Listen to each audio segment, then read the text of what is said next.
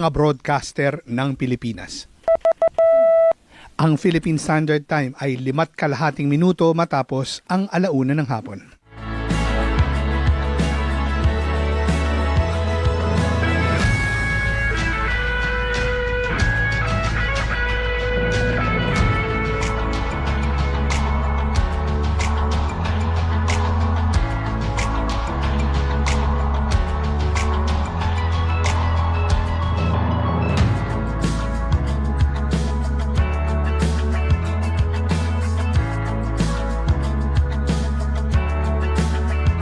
DZMM Balita Ngayon.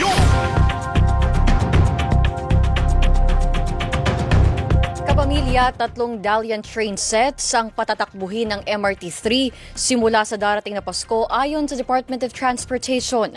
Layong ma-accommodate ng mga dagdag na tren ng mas maraming pasahero ngayong holiday rush, kaya 3 3-car Dalian trains ang isasama sa commercial operations. Mismong si Transport Secretary Giovanni Lopez at MRT-3 General Manager Mike Capati ang sumubok sa isa sa mga tren nitong Sabado, habang ang 2 set ay isa sa ilalim pa sa testing ngayong buwan. Bawat bagon ay kayang magsakay ng 1,156 na pasahero. Tiniyak ng DOTR na mahigpit na ipatutupad ang safety checks bago ang deployment. Samantala, LRTA naghahanda na sa inaasahang dagsa ng mga pasahero ngayong Christmas season. Naritong kumpirmado, siguradong balita mula sa Quezon City. Hatid ni Radyo Patrol, Zeus Legaspi. Zeus. Risha, posibleng umabot sa higit 200 at 30,000 pasahero ang dumagsa sa mga linya ng LRT2 ngayong panahon ng Kapaskuhan. Ayon sa Administrator ng Light Rail Transit Authority o LRTA na si Attorney Hernando Cabrera, tumataas ang bilang ng mga pasahero sa linya ng tren dahil dumarami ang gumagamit nito para pumunta sa mga pamilihan gaya ng Divisoria. Bilang paghahanda, pinaigting-anya ng LRTA ang seguridad sa mga istasyon ng tren at pinaalalahanan ng publikong mag-ingat sa mga masasamang loob na posibleng maglipana at samantalahin ang Christmas rush. Pero bukod sa seguridad, prioridad din ng LRTA ang pagsisigurong maayos na umaandar ang mga tren at pasilidad nito. We make sure na walang aberya. Yan ang number 1 na priority namin. Bukod sa security, we ensure na walang aberya yung ating mga tren. Lahat ng escalator, elevator natin gumagana. At yan, ang balitang kumpirmado. Sigurado, ito ang Radyo Patrol, Zeus Legaspi, DZMM.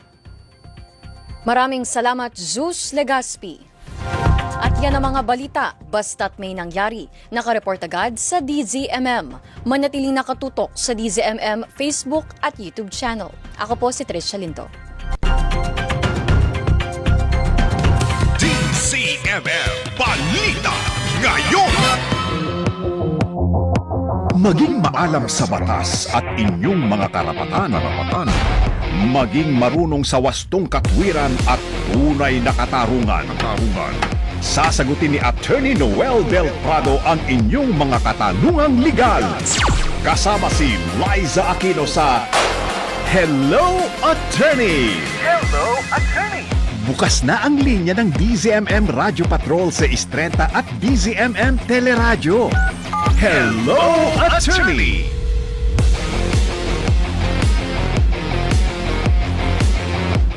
Magandang Marites ng hapon po, mga kapamilya. Attorney Noel Del Prado po para sa Hello, Attorney. At syempre, nandito po ang aking napakagandang partner Liza Aquino. Ako, partner, bago mo ako introhan, dapat pala inintrohan na po muna natin. Oo nga, pero hindi itong napakaganda hindi ngayon makita sa booth. Oo. Ayan. Ayun, kita pala diba? pag gano'n ang angulo. Yan ang introhan natin. Napakagandang So, gold button. Kumikinang. Kumikinang. Naginto. Nasisilaw kami dito. Yan ang palamutin natin for the holiday season, partner. Golden button sa YouTube. Pero partner, wag natin kalilimutan na Yes. higit sa 1 milyon yung nakatutok sa atin. Yes. Sa DZMM Numero 1 sa aksyon. Sa radyo, Sa sa radyo. Metro and Mega Manila. yan, Oo. radyo sa Istrenta po. Opo. Hello po sa inyong lahat dyan. At maraming salamat po sa patuloy na pagtangkilik po sa atin. Ano ito I think More than 1 million na tayo eh. Yes. So malapit na tayo Kumbaga sa... nahuli lang itong plaque pero Oo. natatandaan niyo po, meron na tayong maraming selebrasyon at maraming announcement before nung nag-hit tayo ng 1 million. Oo, tama. Tignan natin kung ano pong mangyayari 2026, baka platinum button na po yan, Opo. di ba? Nako, maraming salamat po mga kapamilya. Hello po muna sa lahat ng mga nanonood ngayon sa Sky Cable Channel 26 at sa iba pa po nating cable providers sa buong Philippines. At hello din po sa lahat ng mga nakatutok, nakapamilya natin sa buong mundo sa The Filipino Channel, i1TFC app at ang ating dalawang social media channels. Live na live po tayo sa YouTube at Facebook ng DZMM Teleradyo. Ulitin din namin, of course. Hello po sa lahat ng mga nakikinig po dyan sa Radyo Patrol sa Istrenta. Hello po sa inyo. Ingat po tayong lahat sa biyahe. And of course, kung kayo po may mga katanungan, ihabol na po natin habang maaga pa po ang ating programa. Ipadala nyo na po inyong mga mensahe sa aming pong hotlines. 0919-278-3000 po yan. At syempre, pwede nyo rin po kami samahan ni Partner Liza bilang live caller sa 8924-4101, locals 5671, 5672 at 5673. Kaya po, Oh, tawag na! Text na! Comment na sa Hello Attorney! Hello, attorney! Alright, sa oras po ng 1:11 ng hapon, natin na pong alamin ang ating Tuesday lesson. Protektado ng batas ang mga karapatan mo. Hello Attorney! Alright, alam nyo naman po ngayon, holiday season na mga kapamilya, kadalasan po niya ng mga ninong at ninang ninyo pag kumakatok na po tayo sa kanilang napakagandang gintong puso ay nagbibigay po sila, of course, ng mga aginaldo. At may kinalaman nga po sa pera ang ating pag-uusapan po ngayon. Ano po ba ang batas sa nalaban? Ano po bang sinasabi din ng batas pagdating po dito sa mga paggamit ng peking pera at pamimeke ng pera? Dito po, especially mga Philippine peso bill, partner. yes partner. So dito, meron po tayong revised penal code provision na, or several provisions partner, na nag-define nung tinatawag nating counterfeiting ng mga banknotes or bills, yung perang papel po. At meron din po yan. Ewan ko kung meron pang gumagawa, mas mahirap siguro yung counterfeiting ng mga coins. Pero pareho po yung dinidefine ng batas at pinarurusahan. At doon nga sa last amendment ng Revised Penal Code, pinapataas po yung penalty sa RA 10951. Partner, 12 years and 1 day na yung mabigat parusang na. pinapataw dito. At nagre-range po yung mga multa mula 1,200,000 hanggang 2 milyon na multa. Okay. Or both. Depende sa gravity o kung gaano kalala ang ginawang krimen nitong mga nagpapakalat o gumagawa ng mga peking pera. Oo, actually ang tanong ko nga yun nakadepende po ba sa amount ng makukumpiskang peking pera yung parusa? O Okay. what if nameke ka ng 100 pesos? 100 pesos lang naman, absweltuhin nyo na ako. Joke lang naman. Ano sabi ng batas partner? Ang sinasabi ng batas partner, kumbaga, yung kasi hindi natin masasabi, halimbawa yung iba, kunyari, nagbabayad ng, kasi yung ibang negosyante partner, di ba, ngayon, malakas yung kalakalan. Oo. Bumibili ka ng marami, binibenta mo retail. So, di ba yung iba nabubudol, yung ibabaw lang yung totoo and the rest. Or yung iba, pinapass off nila kasi mabilis yung, halimbawa, hindi doon sa mga malalaking tindahan. Sa malalaking tindahan partner, usually, meron sila either nung infrared light na nakaka-detect ng ibang security features. Hindi, tsaka makikita mo yung mga cashier partner, may ginagawa sila. Sa example, magbibigay ako ng 1,000 pesos. Yes. Yung di na ano nila Correct. Hindi ko Kasi alam maraming paraan. Yung Okay. iba partner, yung magagaling sa mahjong, salat lang. Alam na talaga? nila yung kasi Yung partner, texture ng totoong lalo na yung mga pera. bank tellers, hindi ba? Pero ikaw na lagi kang nagninegosyo, karaniwan alam mo, 'di ba? Sanay kang humawak ng pera o sanay kang may nagbabayad sa iyo.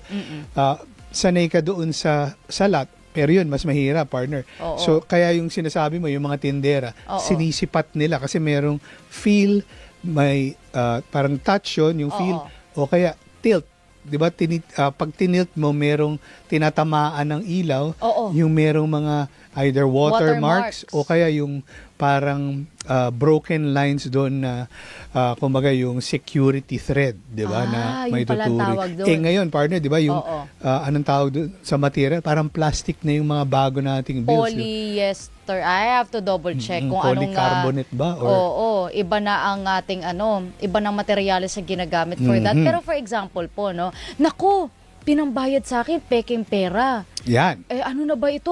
Ano pwede kong gawin? Mapapalitan ko ba ng totoong pera ito? Anong dapat gawin, Ang partner? sinasabi ng Bangko Sentral, meron din silang gabay. Ito Okay. yung nagpalabas sila nitong memorandum circular. Ano ba ang dapat mong gawin? Oo. Kasi 'di ba unang-una Tama ako. Sorry, partner, to cut you. Okay. Polymer. polymer, tama po. Sabi ko, poly something there. Polycarbonate pala yung mga mga maleta. Polymer, ang material ng Makakapal bago yun. nating bill. Okay, go ahead, Yun. partner. Ano So, gagawin? kasi kung tutuusin mo, kagaya niyan, hindi ka naman eksperto, di ba? Oo. So kung may binayad sa'yo, na medyo duda ka, o kaya may isinukli sa'yo kung ikaw yung nagbabayad, at medyo duda ka, pwede mong papalitan, partner. Oo. Kasi kung halimbawa, Pwede. kasi hindi na, kumbaga kung tinanggap mo na yan, yun, pwedeng sabihin, hindi ka na, Pero yun nga, what if binayad sa'yo? Ganun, hindi yun mo nga, agad so dapat napansin. alisto ka talaga, partner. Kasi hindi kung mo tutuusin, mapapalitan. halimbawa, yung iba, naku, napalusutan ako ng peke, Oo. ibabayad ko na lang o isusukli ko. So kapag kasi, halimbawa, kagaya nun, ibinayad sa inyo at nakaalis na, pwede po kayong mag-report. Okay. Kasi para maipakita rin yung good faith, hindi sa inyo ito nanggaling. Kung Okay. kagaya niyan, halimbawa yung tindahan ninyo, Oo. meron ding CCTV. Oo. 'Di ba? So pwede nyo isubmit yung CCTV para magkasa ng operasyon itong mga kawani ng ating Philippine National Police Oo. para po mahuli. Kasi karaniwan po yan, mga sindikato, dahil hindi po madali ang Mag-spot mameke ng ng pera. Oo. Kumbaga, ginagastusan yan yung kanilang mga Machines to machines print. or Oo. kasi mahal din yung mga material Material. niyan, partner, yung ginagamit niya. At For sure. hindi basta-basta nabibili yung mga materialis niyan. Oo. Kaya nga, kumbaga, mga organized crime. At hindi lang yan ang kina-counterfeit, partner, hindi lang yung peso, pati ibang Yun nga dapat ang next question dollar ko eh. Paano pag denominations. So yun, lalo na, huwag mong tatanggapin. Hindi pa paano yung pasok pa ba sa batas natin yun? Or Pasok is din yan, the partner. law exclusive for the Philippine Hindi peso? naman, partner, kasi yung pamemeki na yan, kumbaga may epekto po yan, hindi lang sa inyong transaksyon, kundi sa pangkalahatang Okay. kumbaga kalagayan ng ating ekonomiya. Kasi pwede yang makasira, partner, dahil Oo. hindi yan basta-basta nagpiprint lang ng pera. Meron Oo. yang kumbaga katumbas na ginto Oo. na Nadidisrupt yung circulation ng Correct. totoong pera natin. Oo, kung kagaya, 'di ba, nung panahon ng Hapon, yan yung laging example, 'di ba, yung ating gobyerno, yung nasakop tayo ng mga Hapon, kaya nga Mickey Mouse money yung tawag doon kasi Oo. parang play money sa dami ng pinrint nilang pera na nag-circulate. Kumbaga para makabili ka halimbawa ng isang manok, Oo. bayong-bayong na pera ang kailangan mo kasi na-devalue Oo. na yung kumbaga purchasing power. Oo. At yan ang talagang posibleng mangyari kapag nag-proliferate or kumalat itong hindi lang po yan kumbaga Hindi pala basta biro nalugi ito. ka. Oo. Buong ekonomiya po natin ang malulugi. Kung kaya nga lahat tayo ay may responsibilidad din dito, shared responsibility po ito na bantayan natin yung pagpapakalat ng mga peking pera. Kapag po ba ganyan na may nahuli tayo, no? Na namimeke po ng pera, pinambabayad po ito, pwede mo bang patawag sa polis, pahuli agad to, right there Oo, and then? kasi caught in the act at pwedeng, kumbaga, pwede ka nga mag-citizen's arrest. Pero, syempre, lagi po tayo nagpapaalala, bagamat meron tayong tinatawag na citizen's arrest. Oo. Ibig sabihin, nahuli mo, caught in the act. Kumbaga, kung sa tingin ninyo, naku, malaki-laki ang katawan nito. Hindi ko to kayang okay. pigilan kung sakaling lumaban ito O or baka ikaw maging malagay sa violent. alanganin. Okay. Kaya nga, yung pulis ang dapat nating tawagan Oo. o kaya ibigay natin lahat ng impormasyon para mahuli po itong, halimbawa, kagaya niyan, kung suki nyo yan at sa tingin nyo, itong si suki, pinalusutan ako. So, alam mo, nababalik yan. Oo. Yan, pwede na magkasa. Papa-entrap. Oo. Meron pong katanungan dito si Mario Festien. Ang tanong po niya, may batas po ba pagdating sa mga minsan may mga sulat-sulat ang mga currency? Bawal po yan. Ang Under tawag this law naman din po ba dyan, yan? hindi. Okay. Defacement naman Okay. ang tawag dyan. Wala po yung pinag-iba doon sa halimbawa yung mga coins natin, iba kinakaskas. Ginagawang jewelry. Oo, kaya pinipit-pit. So, kumbaga, dinideface yung kasi yung iba siguro sa sobrang yaman nila yung ginagawa nilang laruan, di ba? Naglalagay sila ng marker o kaya iba nilalagyan ng bigote yung mga bayani natin na Buti nga ngayon, hindi na taong nasa 1,000 peso bill eh. Dati talaga yung mga tao, makikita mo yung mata, sinishade ng mga, kapag ganyan na may natanggap kang ganung pera, may value pa ba ito? kailangan mo yan ipalit sa bangko. Tatanggapin naman ng bangko. Opo, kasi papalitan yan ng Bangko Sentral. Iipunin yan. Pero kasi yung sa bangko, kailangan ninyong alamin. Kasi hindi yan basta papalitan ng bangko. Kukunin yan, bibigyan kayo ng resibo, at kapag napalitan na yan ng Bangko Sentral, tsaka ibibigay sa inyo yung... At kumbaga, ganyan din po, halimbawa, kaya may nare-report na mga sunog, o kaya by accident napunit. Pero dapat, ganun ulit. Meron guidelines yan ng BSP. Dapat nakikita pa yung security thread. Yung dotted lines. Yung laki, dapat mga at least 3/4 pa natira, hindi 1/4 na lang. Kasi pwede ipalit mo yung dalawa. Di ba? Yung maraming 1/4 para ka nagpalago ng pera. Naku, di ba? bawal po So dapat 3/4 pa yung buo. At kumbaga, by some accident, napunit yan. At yun naman, kasi kung ikaw yung nag-surrender, ikaw yung nagsuko, malamang, di ba? Yun ay expression ng good faith. Hindi mo yan sinadya. At kumbaga, nais mong itama na ito, kaya nga isusurrender mo yan para hindi, kasi kung tutuusin, di ba? Bago naman mag-issue. At sa batas, tanging Bangko Sentral lang ang may kapangyarihang mag-issue. Di ba? Yung the reason behind pinagbabawal itong defacement or destruction or pagpunit ng mga pera, nakukulangan yung tamang dami ng coins, tamang dami ng paper bill sa sirkulasyon para tumakbo ang ating ekonomiya. Okay. Meron po tayong panghuling tanong dito bago po tayo mag-commercial break, partner.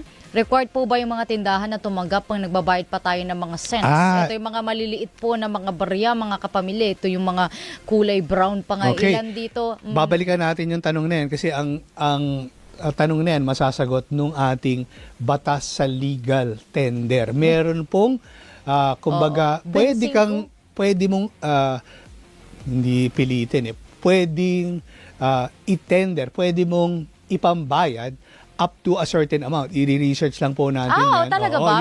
Benching ko ang tawag 25 doon. na yata yung pinakamaliit ngayon. 25 cents. Wala na yatang 50 cents. No, meron pa ako nakikita yung 5 cents. 25? Hindi, yung 5. 5. Meron pa mas maliit. Pero yung butas sa gitna no? Wala na yata yun. Meron pa ako nakikita ganun, partner. Baka demonetize na yun. Bakit meron pa akong ganun? May nanukli po sa akin ng ganun. Pwede bang tanggihan yun? Okay, diyan, babalikan natin mamaya, i-research lang natin up to a certain amount. Napag-usapan na natin yan dito, partner, sa Hello Attorney. Okay, Kagaya, pero maganda to refresh our memory about it. Yung konsepto ng legal tender. Pag sinabi kasing legal tender, hindi yan pwedeng tanggihan ng pinagbabayaran mo, whether sa jeep yan, sa bus, sa tindahan, sa mall, etc. Pero meron lang maximum amount. Hindi ka na pwede magbayad ng isang truck ng 25. Bibili ako ng sports car yung merong magarang payong. Pero do you take 25 cents na 10 million peso na di ba? Ilang maleta ng 25 cents kaya yan. Hindi kasya sa maleta yun. Bawal po yun. Mamaya malalaman natin yung maximum amount na maituturing pa rin legal tender yung mga coins na yan. Ayun, may pa-teaser na po aking partner for today. Kaya huwag kayong bibitiw sa aming pong talakayan ngayon. Pero sa oras na ito, time check po muna tayo mga kapamilya. 1:24 ng hapon.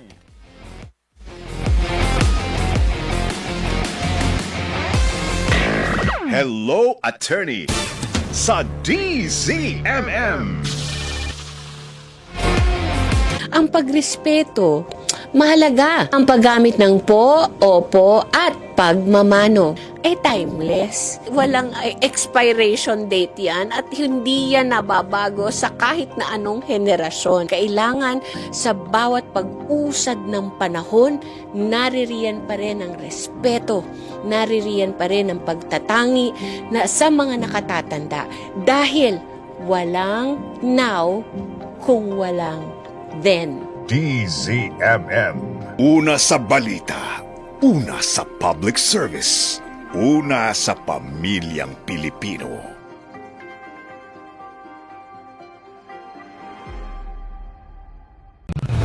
Yes.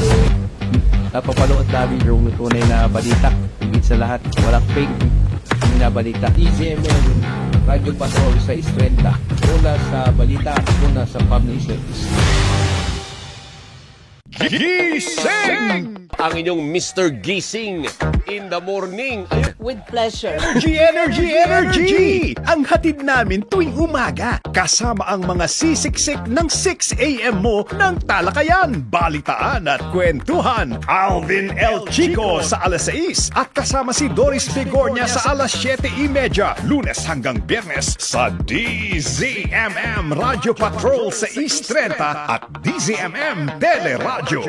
Pag-ibig, tagumpay, at mga kwentong no filter. Dear Chang Ami, tulad nga po ng mga sumusulat sa inyo, gusto ko rin po sanang ibahagi ang kwento ng pag-ibig ko. May kasama kang makikinig sa'yo. Matapos ang matinding sakit na naranasan ko sa dati kong asawa, hindi ko na naisip pa ang muling magmahal. It's a form of learning. Sama po doon yung experience of love.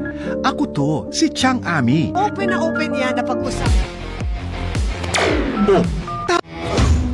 Malinaw na ang lahat sa pinagsamang Attorney Noel Del Prado at Liza Aquino sa Hello, Attorney! Nagbabalik po ang Tambalang Aquino del Prado para po ihanay ang ilang mga mahalagang balita.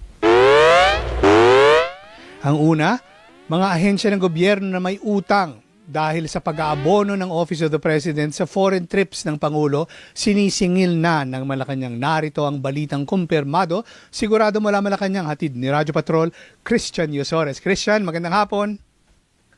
Attorney, sinisingil na ng Malacanang ang mga ahensya ng gobyerno na dapat sana ay siyang gumagastos sa mga foreign trips ng Pangulo, pero inabunuhan ng Office of the President mula 2022 hanggang 2024.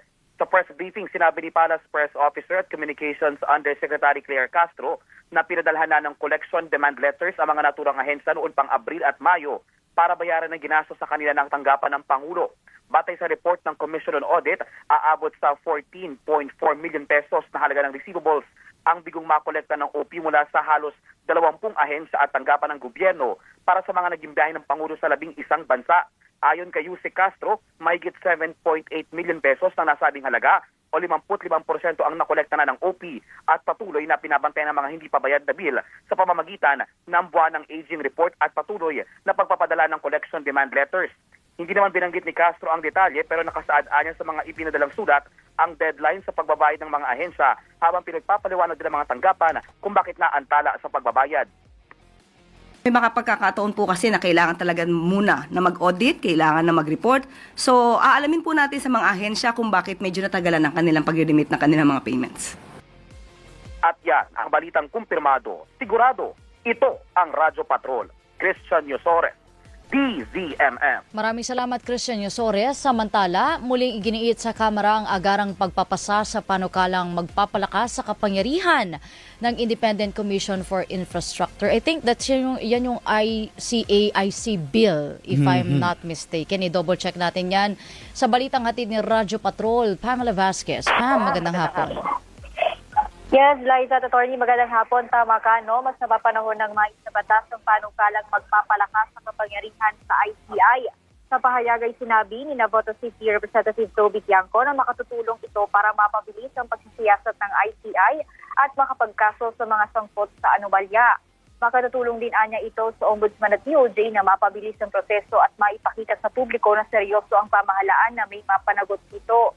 Kaugnay niyan ay napupuna naman umano ng publiko si dating DPWH Undersecretary Roberto Bernardo sa pagkakaroon umano ng selective memory sa kanyang mga salaysay kaugnay sa flood control project. Ang paiba-ibang testimonya pa ni Bernardo ang naging dahilan para i-reevaluate ng ICI ang mga balak ikaso kung kaya mainam na umanong maipasa ang naturang panukala. Yan ang balitang kumpirmado, sigurado. Ito ang Radyo Patrol. Pamela Vasquez, DZMM. Maraming salamat, Pamela Vasquez. Susunod naman, Department of Labor and Employment nagpatupad ng panibagong panuntunan para sa emergency readiness sa trabaho. Narito ang balitang kumpirmado, sigurado mula sa Maynila. Hatid ni Radyo Patrol, Steve Raz. Steve, magandang hapon. Ipinapatupad ng Department of Labor and Employment o DOLE ang bagong safety protocols sa ilalim ng Labor Advisory No. 15 Series of 2025 para palakasin ang kahanda ng mga workplace sa sakuna. Saklaw ng advisory mga disruptive event tulad ng kalamidad, industrial accidents at public health emergencies na nagdudulot ng panganib sa mga gawa. Inatasan ang mga employer na magpatupad ng komprehensibong safety program na may maagang pagpaplano, evacuation protocols, communication systems at pagbibigay ng protective equipment. Kabilang sa panuntunan ang pagsuspende ng trabaho kapag may agarang panganib, flexible work arrangement at minimum personnel para sa mga critical na serbisyo. Ipinapatupad din ang prinsipyo ng no work, no pay maliban kung may company policies o collective agreement. Pinalalahanan naman ang mga manggagawa na sundin ang safety procedures at agad mag-report ng panganib at hindi sila maaaring patawan ng parusa kung tumangging pumasok dahil sa banta. Tiniyak din ng DOLE ang mas pinalakas na monitoring at gabay para maprotektahan ang buhay ng mga manggagawa sa panahon ng mga kalamidad. Yan ang balitang kumpirmado, sigurado. Ito ang Radyo Patrol, Steve Raz, DZMM. Maraming salamat, Steve Raz, at sa ating mga Radyo Patrol reporters. Basta't may nangyari, nakareport agad sa DZMM. Radyo Patrol sa East 30. Huwag nang mag-atubili. Batas na ang nagsasabi. Hello, Attorney! Partner, bago natin pala tayo dumako sa question nila kanina about dun sa legal tender. Oo, meron na pala tayong live caller. Oo. Si alias April. May katanungan Magandang hapon sa po. atin. Miss April? Hello po, good afternoon, Attorney. Good afternoon po. Welcome to Hello Attorney po. Go ahead po sa inyong katanungan. Attorney, Opo. pwede po pang mapatituluhan yung hawak namin na tax declaration, 6 na dekada po namin na binabayaran na. Opo, pwede po yan. Pero bukod sa tax declaration, kasi po sa tax declaration kung 6 na dekada, kanino po yan nakapangalan? Kalulo po namin. Okay. So, kailangan lang po kasi kung 6 na dekada, 60 years po yan, hindi po ba? Ang tawag po natin dyan ay acquisitive prescription. Dito po, kailangan nating mapatunayan yung unbroken na possession. Ang ibig sabihin po ng possession ay yung pananatili, kumbaga halimbawa kayo yung nagtatanim, kayo yung nagbakod at kumbaga inaangkin nyo po yan sa batas po. Yan yung tinatawag na open, continuous, kumbaga possession in the concept of owner. So ibig sabihin po, dapat hindi iyan kumbaga nagkaroon ng pagkakataon na naputol. Kasi kung sa lolo nyo nga iyan, ibig sabihin, pati po yung unang-unang na-ideklara, nagkaroon kayo ng tax declaration na kay lolo pa rin ang nakapangalan? Or nalipat na po ba sa mga, hindi pa napapalitan? Hindi po, yung una, yung kasi binili na lang ng lupa. Kanino po niya kaya nabili? Doon sa, hindi ko na lang banggitin, basta nabili niya. Tapos, yung 2002, may umangkin. Nako, yan ang problema. Kaya nga po sinasabi natin. Hindi po, Attorney. Ikwento ko muna. Sige po, pasensya. Yung umangkin po, kinaso namin na perjury siya. Okay. So nanalo po tayo sa kaso. Opo, sa perjury na kulong pa nga siya eh. Okay. Bakit po? Anong ginawa niya para siya ay ma-perjury? Yung titulo, ang kinuha niya sa RD, nagsalaysay siya doon na siya daw ang kaisa-isang buhay na tagapagmana. Talaga? So, kung nasa RD po, ibig sabihin may titulo na po ito. Ano po? Kasi sabi nyo, Register of Deeds po ba yung RD? Sa RD po. Kaya nga po. Kinuha niya sa RD. So, ibig sabihin, may titulo po ito. Kaya nga siya na-perjury kasi hindi naman totoo na siya ang tagapagmana. At isa po, hindi niya pangalan yung kapilido, yung pangalan ng titulo. So, ang lumalabas po, Nanay, April, kailangan ko lang pong matiyak. Kasi pag sinabi nating RD, Register of Deeds, kinuha niya yung, kumuha siya siguro Mother title. Sorry po? Mother title. Kinuha niya yung titulo doon. Okay, kasi po, iba po yung, siguro nakakuha po siya ng certified true copy nung titulo. Kasi hindi naman niya po pwedeng kunin yung kopya ng Register of Deeds. Dahil yun po yung, kumbaga, baka pinalabas niya na baka nagbigay siya ng sworn affidavit na tinatawag na, so, ano yung tawag dyan? Self-adjudication. Kumbaga, na nanumpa siya sa isang notaryo publiko na sinasabi niya wala nang ibang tagapagmana. Yun. So, tama po na siya ay makulong at mahatulan ng perjury. Pero, kasi po, iba po yung proseso ng pagpapatitulo na wala pang original title at yung pagpapatitulo nitong sinasabi ninyong meron ng titulo at pineki na nga yung mga dokumento. So, linawin lang po natin, Ana April, titulado po itong lupa at nakapangalan po ito sa inyong lolo. Tama po ba? Nakapangalan yung tax declaration sa kanya na. Tapos may LTBS na kami. Ano po ulit? Sorry. Meron kayong titulo? Land tax verification. Wala pa kami pong titulo, blueprint. Opo, pero Nanay, kasi po kailangan, hindi ibig sabihin na wala kayong titulo sa inyong pangalan. Kasi kailangan natin matiyak na may titulo na itong lupa na nakapangalan sa inyong lolo, yung sinasabi ninyong mother title. Tama po? Opo, hindi tayo makalipat sa kanya. Opo, hawak po ninyo yon, yung mother title, hindi naman po nawawala. Hindi Ayun. Hindi mother title, parang blueprint lang. Blueprint. Sa tingin ko po, yung blueprint na yan, kasi nanguhula lang po ako, hindi ko nakikita, baka yan po yung inyong subdivision plan. Ibig sabihin, baka yan, kayo po na tagapagmana, pinasurvey nyo po yan at meron na kayong proposed na hatian ng mga parsela. Yung mother title, isa-subdivide po natin para ma-distribute sa mga heirs. Tama po ba? Ganun po ba? Wala namang plano na i-distribute. Ang ibig lang namin sabihin, malipat lang, pagawaan lang ng titulo sa pangalan lang ng lulo namin. Pero wala naman kaming balak na i-subdivide yun. Ipapangalan sa lolo ninyo. Yun po ang hindi ko maintindihan, Nanay April. Kasi kung sinasabi ninyo dati na may nakuhang mother title, yun dating nakasuhan nyo ng perjury. Ibig sabihin may titulo po. Kasi iba po yung usapan kapag tax declaration lang ang hawak natin na magpapatitulo po kayo based on tax declaration. So kailangan po natin linawin nyo kasi iba po.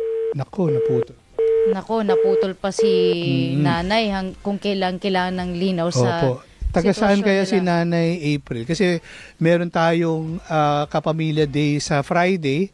So maganda po madala ninyo yung mga dokumento kasi iba po yung iba po yung proseso ng pagpapatitulo. Halimbawa yan, acquisitive prescription. Napa-survey na nila. Meron silang tax declaration na proof ng kanilang may tamang panahon ng kanilang pananatili doon in the concept of owner. Oo, hindi ko naintindihan Yan. yung blueprint, partner. Although Yung ang blueprint yan, yung naintindihan ko, yung plan, yung sabi niya may tax declaration sila, may LT... hindi ko rin naintindihan Hindi yun ko, po. medyo Oo. choppy na yun. At may blueprint. Ang inaabangan ko sana kung yung tinatawag nilang electronic certificate authorizing registration, e-car, kasi yan yung Hindi, wala siya nabanggit agad, yun nga, so kala ko yun yung binabagit niya kanina. Oo, so i-double check natin mamaya. Pero Opo. yun, sakto pala ito yung ano siya natin. Kaya nga. Nanay April, and of course, yung mga kapamilya po natin na nangangailangan po ng linaw sa kanila po mga katanungan legal, magkita-kita po tayo sa December 5 sa Friday po yan, sa Ayala Malls, Feliz, Marcos Highway, sa Barangay Amang Rodriguez po yan, sa Pasig City. Para sa DZMM Serbisyong Kapamilya. Pwede na po kayong pumasok. Simula po yan alas 11 ng umaga, 11 in the morning para makakuha na po ng mga serbisyo. Gaya na lang po nitong payong legal or a reading, gupit, masahe at iba pa. Part na po mangyayari. At pagpatak po ng alas 5 ng hapon, alam niyo na po, pwede na po tayo makipag-bonding sa inyong mga paboritong anchors kagaya ni Liza Aquino at mga reporters at sumali sa mga interactive games at magkaroon ng pagkakataong makatanggap ng maraming regalo mula sa DZMM Radyo Patrol sa Istrenta at DZMM Teleradyo, partner. Handog po namin ang maagang pamaskong ito para po sa inyong lahat, mga kapamilya. Alright, sa ngayon po, mabilisan lang aming pong Viber number 09192783,000 sa mga may mga katanungan legal. Habol-habol pa po bago po mag-alas 2 ng hapon. Sa ngayon po, time check po muna. Wala pa pala tayong time. Wala na tayong time check. Gusto ko pa rin mag-time check. 1:45 na po sa mga nangangailangan ng mga updates po, especially mga nakikinig po dyan sa Radyo Patrol sa East 30. Magbibigay tayo po muna kami sa ilang mga paalala. Huwag po kayong bibitiw. Magbabalik ang Hello Attorney. Hello, Attorney sa DZMM.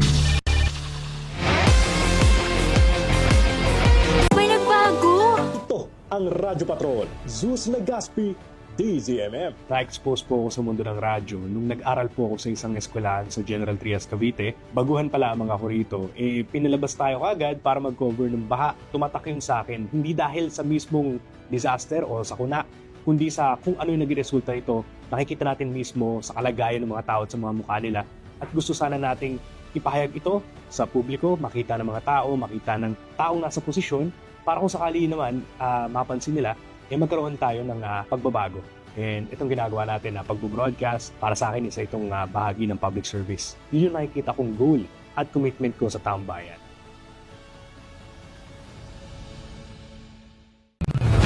Yan. Napapanood namin yung tunay na balita. Higit sa lahat, walang fake na balita. DZMM Radyo Patrol sa Istrenta. Una sa balita, una sa public service. Ito ang Radyo Patrol, Marlene Padiernos, DZMM.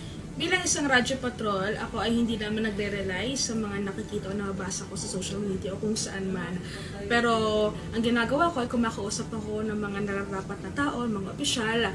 Kahit nasaan man silang parte ng Pilipinas, tinatawagan ko talaga sila para makakuha ako ng kumpirmado at siguradong impormasyon na ibabalita ko para sa ating mga tagapakinig. Pagbuhay at kabuhayan ang nakataya. Kailangan ng mga tagapagbalitang maaasahan at mapagkakatiwalaan. The news team you can trust for the news that really matter.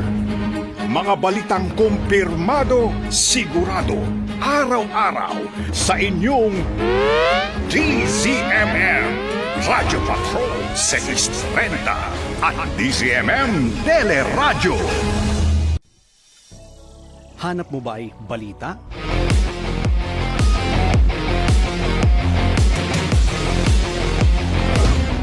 Malinaw na ang lahat sa pinagsamang Attorney Noel Del Prado at Liza Aquino sa Hello, Attorney! Partner, nais lang natin batiin yung mga kanina pa nakatutok sa atin. Yes! Sina Dr. Dave Vergara at si Attorney Doc Castañeda dyan Ayun. sa ating RMBGH sa Quezon City. Ayan, meron po tayong live caller pa, si Babette ng Pasig, ay may katanungan. Pero sisikapin po naming masagot maya-maya yung limit sa kung ilang... Eto na, naka-ready na tayo. Ayaw pala, Okay. oo, pero sige mamaya. Unahin natin. Prioritize natin si Miss Babette ng Pasig. Miss Babette, magandang hapon po. Hello. Good afternoon po, Good afternoon. Attorney Noel and Miss Liza. Hi, ma'am. Yes. Congratulations. Ay, ayan ang Salamat gold po. bottle Congratulations sa po ating... sa lahat natin. Lahat po ng kapamilya. Yes po, go ahead po, ma'am. Opo, yung husband ko po, namatay na po siya. Meron siyang 2 SSS numbers. Nako. Kailangan daw pong i-consolidate according po sa SSS Tama po. branch. Ang kaya lang po, yung father's name po niya dun sa isa, Chinese. Dun sa Okay. isa, Filipino name. Although, ang mother's name pareho lang po. Okay. Hindi po ako masagot ng SSS branch kung ano yung dapat kong gawin. Okay. So kung tutuusin, yun po bang verification na yan? Nagkaroon sila ng duda na iisa itong 2 tao na to. Kasi kung tutuusin, ang weird nga na paano siya nagkaroon o paano siya nabigyan ng SSS. Ibig sabihin may 2 employer siya in the past na nagdeklara sa kanya bilang empleyado at mukhang iba yung information sa tatay na naibigay niya in both instances. So talagang kumbaga sino kaya doon po ba sa record ng SSS alin kaya yung mas nauna, yung Chinese name ng tatay Chinese niya? Po. Okay. Yung Chinese po. Okay, so kung tutuusin, halimbawa, wala na ba kayong record ni tatay na... Wala po eh. So sa kanyang wala akong- birth certificate po? Wala din po. Wala siyang birth sila. certificate? Kasi yun sana yung wala unang... akong ma-produce yung kapatid ng asawa ko. Opo. So kung Hindi po tutuusin, nila alam. Nanay Babette, ay dapat ang SSS po ang magbibigay sa inyo ng gabay kung ano ang dapat ninyong gawin o ano ang dokumentong kailangan ninyong patunayan, ibigay para patunayan na itong 2 SSS numbers ni tatay ay one in the same person. Kasi kung buhay pa sana si tatay, pwede sana siyang mag-execute ng affidavit. Nasasabihin niya, itong isa ay mali, itong isa ay tama. Pero dahil sabi niyo patay na si tatay, tama po ba? Yes po, pati yung husband ko patay na po. Pero alam ko po na meron niyang Chinese name yung father niya po. Okay, hindi pala tatay ninyo yung problema natin, yung asawa Hindi ninyo po, na may... tatay po ng husband Okay. ko na namatay na. So sino po kaya sa pamilya nila ang nakakaalam ng totoo? Kasi ang pwede lamang po syempreng mag-execute ng affidavit ay yung may legal personality, yung buhay pa, at syempre may personal knowledge tungkol sa kung ano yung tama o ano yung mga katotohanan tungkol sa yung circumstances po ng tatay ng inyong asawa. Meron pa po ba siyang natitira, nabubuhay na tiyuhin o kaya mas matandang kapatid o kaya kahit na mas nakakabata na may kaalaman, may personal knowledge po. Kasi kumbaga kung wala pong public record na mapagbabatayan, yung salaysay po ng isang taong may personal knowledge. Chinese citizen po yung father-in-law ko. So hindi ko rin po nakilala or ng mga in-laws ko, hindi rin nila kilala yung mga siblings ng father-in-law ko. Okay. So siya lang yung kilala namin. Pero kagaya nun, ano kaya yung pinagbatayan ng Filipino name naman ni father-in-law? Saan naman kaya nahugot yun? Hindi po ba? Kasi para kagaya po niyan, sinasabi ninyo wala ding birth certificate yung asawa ninyo? Yung asawa ko, certificate of no record po ang nakuha ko sa PSA at saka sa LCRO. At hindi na rin siya maipapan-late registration dahil patay na po siya, hindi po ba? Opo, yun po sabi sa akin ng LCRO. Kasi po, kagaya po ng kahit na anong ahensya ng pamahalaan, kagaya niyan, kumbaga, sa SSS lang kayo nagko-comply. Pero dahil wala rin kayo mapresentang, kumbaga, patunay na kung sino yung kanyang tunay na tatay or kung one in the same person, babalik po tayo sa birth certificate. Wala na po kaya sa ibang mga record, halimbawa school record na nakapirma yung tatay niya bilang nakasign siya sa Filipino name or even sa Chinese name. Kasi kung tutuusin, dapat po maibigay sa inyo ng SSS. Hindi po pwede sa inyo pa problema yung kasi sila po ang a-amend or mag-update ng kanilang records, and therefore dapat sabihin nila sa inyo ano yung ebidensya na pwede ninyong ibigay. Kagaya po kayo. Ano po ba yung pagkakaalam nyo or wala rin kayo talagang pagkakaalam na kinwento ng inyong asawa nung buhay pa siya? Bakit nagkaroon ng dalawang pangalan or dalawang magkaibang pangalan ng kanyang tatay? Hindi ko nga po alam na may SSS siya. Ayun. So, hindi po niya sinabi sa akin na tinry ko lang pong i-check kasi nag-work po siya sa private sector during his, when he was still alive. ayan, sa private sector, sabi nyo, Nanay Babet, ibig sabihin, doon po ba sa records ng kumpanya, meron karaniwan sa 201 file, merong nakalagay, mother, father. Siguro naman po, hindi pa nadidissolve itong kumpanya kung saan siya nagtatrabaho, hindi po ba?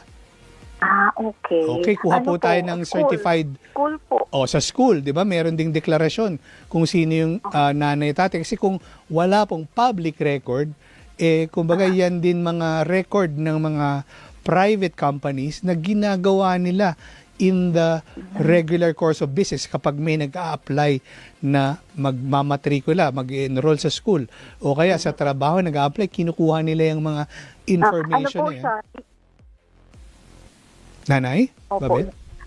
Din po siya ng isang department sa isang school. Ayun. So, siyempre may 201 file din po siya sa school. Pwede niyo pong kumuha tayo ng ipapacertify nyo dun sa school yung kanyang records. At yan po, pwede ninyong maging batayan. Pero kasi nga po, Nanay Babet, dapat bago kayo kumuha ng mga record na yan, hindi kasi siya public record, dapat po na kumuha po na tayo ng paunang gabay sa SSS. Kasi baka kukunin nyo yan.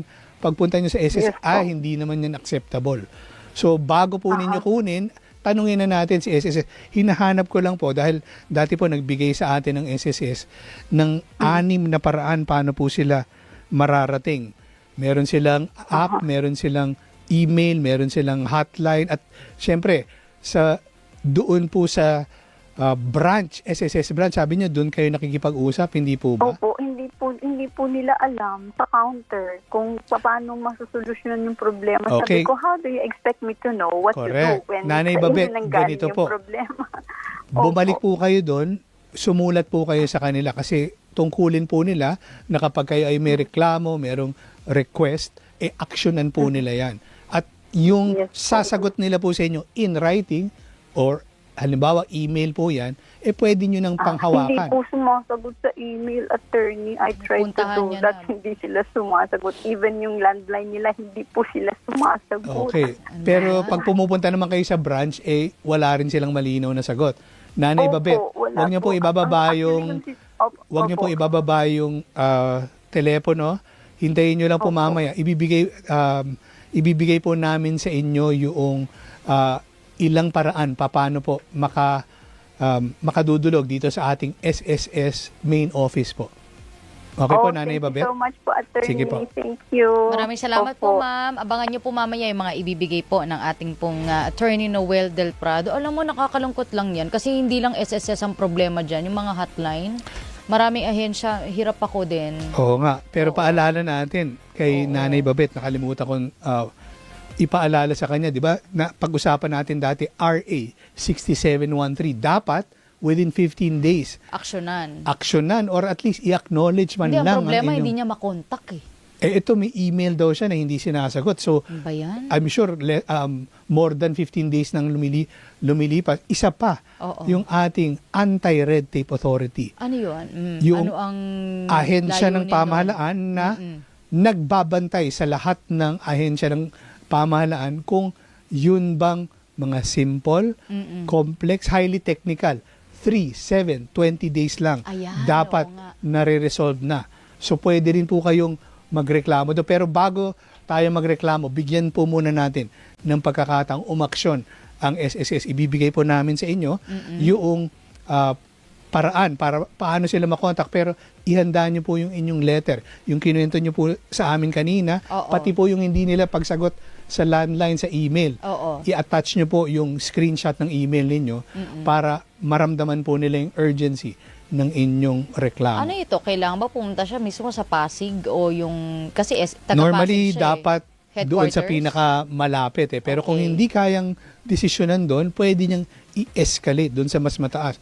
Sa central office, pwede rin siya magreklamo. Kasi nakakalungkot kasi may mga contributions tayong binibigay sa kanila. So para at least at some point, hindi po ba dapat parang priority lahat ng mga Pilipino? Kasi may binibigay tayong pera sa kanila. Hindi naman tayo dumudulog doon nang wala tayong at ambag eto nga, sa kanila. nakamatayan na ng kanyang mister, yung pinaghirapan. So, dapat, kumbaga, kaunting konsiderasyon doon sa mga, kasi dean pa ng isang eskwelahan. So, ibig sabihin, baka mataas yung kanyang contribution, baka maximum nung panahon na siya ay nabubuhay. Di ba? Posible. Ano ba to? Required tayo lagi, no? Hindi siya option kapag ikaw ay empleyado. Oo. Required tayong magbigay ng contribution sa ahensyang ito. Hindi ba dapat... Pag tayo ay gainfully employed, whether sa public, GSIS, sa private, SSS. Di ba pwede wag na lang? Kung wala rin naman silang mga sagot sa atin, di ba pwedeng option na wag na lang kaming mag-contribute sa inyo? Well, hindi po option kasi kagaya niyan, obligasyon po ng employer yun, i-enroll kayo. At kasi di ba may employer share, may employees may share. Iba kasi tayong live caller partner, hindi nila nakukuha yung pera nila eh. Di ba? May mga iba na namatay na ang tao. Tapos nakalagay sabi ng SSS, ang palusot nila, wala po kayo sa system, you can't. Hindi mo makukuha ang pera ng tao kahit sinasabing ang kapag-anak nila. Naiintindihan natin yung sinasabi na wala kayo sa system, pero dapat meron tayong ibibigay na alternatibong paraan kasi to verify. At paano niya patutunayan? Tama, to verify. Oo, kasi kumbaga hindi naman pwedeng walang solusyon, di ba? Oo. At saka hindi pwedeng wala kayong reply sa email ng mga kababayan natin. So Ma'am Babeta, abangan nyo po maya-maya ito pong kasagot ni iba't ibang paraan ng pag-contact po sa SSS. Pero partner, sagutin natin yung centavos. Yes, ito na. Sayang yung research mo kanina. Ito, ang sinasabi ng Bangko Sentral. Updated na, medyo 2023, partner. Para sa pisong coin, 5 peso coin, 10 peso coin, 20 peso coin. Yung dalawang kulay. Yes. Legal tender siya for amounts not exceeding 2,000. Dati 1,000 lang yan. Okay. Ngayon, pwede nyo nang ibayad yung 20 pesos or kahit tigpipiso, maximum amount ng 2,000. Okay, ayan. For 1 centavo, meron pa pala, partner, 5 centavo, 10 centavo, and 25 centavos, pwede kayong, kay legal tender, hindi pwedeng tanggihan, up to 200 pesos na dati 100 lang po. So ano pong ibig sabihin nito? Kung mahigit dyan, wala na ako nakikitang ganito, 1 sinusubukan ninyong ibayad, pwede kayong tanggihan. Pero kung eksakto po sa 2,000 or 200 para dun sa mga mga sentimo coins, kumbaga hindi kayo pwedeng tanggihan. Pero partner, diretso ka na sa bangko, hindi ba pwede yun? Alam ko pwede mo rin ipabuo, di ba? Oo. At dito partner, kasi dito ay, kumbaga pag nagbabayad ka, kontrata yan. So ibig sabihin, kung kahit na exceeding halimbawa 2,000, halimbawa gusto mo magbayad 20 peso coin ng 5,000, at tinanggap ng vendor, pwede kasi malaya po tayo. Kumbaga, pwede nyong i-waive yung sinasabi. Pero doon sa eksakto nyong binayad, hindi po kayo pwedeng tanggihan. Pero kung more than, pero nag-agree, pwede rin po discretion yan. Na. Oo, by agreement of the parties. Oh, okay. Ay, ang ganda nung ano po ito, kumbaga parang itong pinag-uusapan natin, at least alam na natin. Kasi may mga ilan po say yung mga namamasada, yung mga nasa parking. Alam niyo naman may batas na bawal yung wala kang panukli. So they welcome yung mga coins. Correct. Kasi nakakatulong sa business, 'di ba? Ayan. Okay, partner, meron ka pang 1 minute? Oo nga, si Mike Janet at Haraya Corosa, lagi ring nakatutok sa atin, partner. At syempre, si Zosimo Gasmin at si Marites Gasmin. ay nasa ating linya na rin. Hello po kay Ninette Kirihara, kay Dran Rebamba, kay Rinalyn Saburido, kay Teresa Alianza. Hello, magandang hapon po sa inyong lahat. Si Amadeus Andre Perez nandito na rin. Metong DC, last 30 seconds partner. May mga nais ka pa bang batiin dyan? Ito, yung... Si Ray Santos nandito partner. Hello po sa inyo. Si Tita Maria Dulce Orate, Erlene David, si Marvin Riabad, andyan na rin. Tita Lina Ho from Plaridel, Bulacan, Agnes Reca, Vladimir De Leon, nabati mo na, no? Tita Lina Ho from Plaridel, Bulacan, inulit ko lang. Tatluhin na natin. Tita Lina Ho from Jojo Plaridel, Tadike, Bulacan. nabati mo na ba? And For more chances. Diana Kirante, hello. Hello Lina po sa Hermohino from Subic Bay, Zambales. Ayan, partner, wala na po tayo oras. Sorry Kailangan po. kitang futulin dyan. Maraming salamat po sa lahat ng tumutok po sa Hello Attorney. Ako po si Liza Aquino, nagpapaalala. Hatid po namin sa programang ito ang mga batas na madaling maintindihan. Attorney Noel Del Prado po, huwag po kayong mag-alala, magtanong lamang at manigurado. Dahil dito po sa Hello Attorney, sagot ka ng batas. Susunod na po si Doc Dennis Ngo at Tita Winnie Cordero. sa DZMM Aksyon ngayon. See you guys tomorrow. Bye. Hello, Attorney sa DZMM. DZMM, Radyo Patrol, 6:30. Nagbabalita, naglilingkod, saan man sa buong mundo. DZMM, Radyo Patrol, 6:30. Tapat at totoo, naglilingkod sa'yo.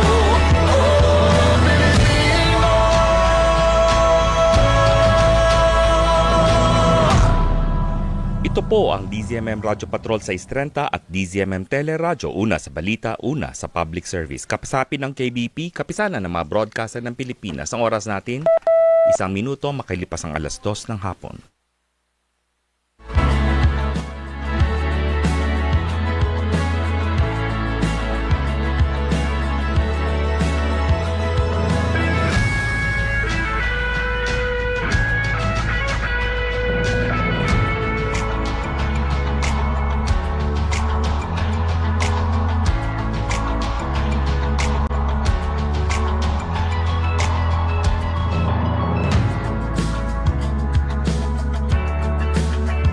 DZMM Balita Ngayon.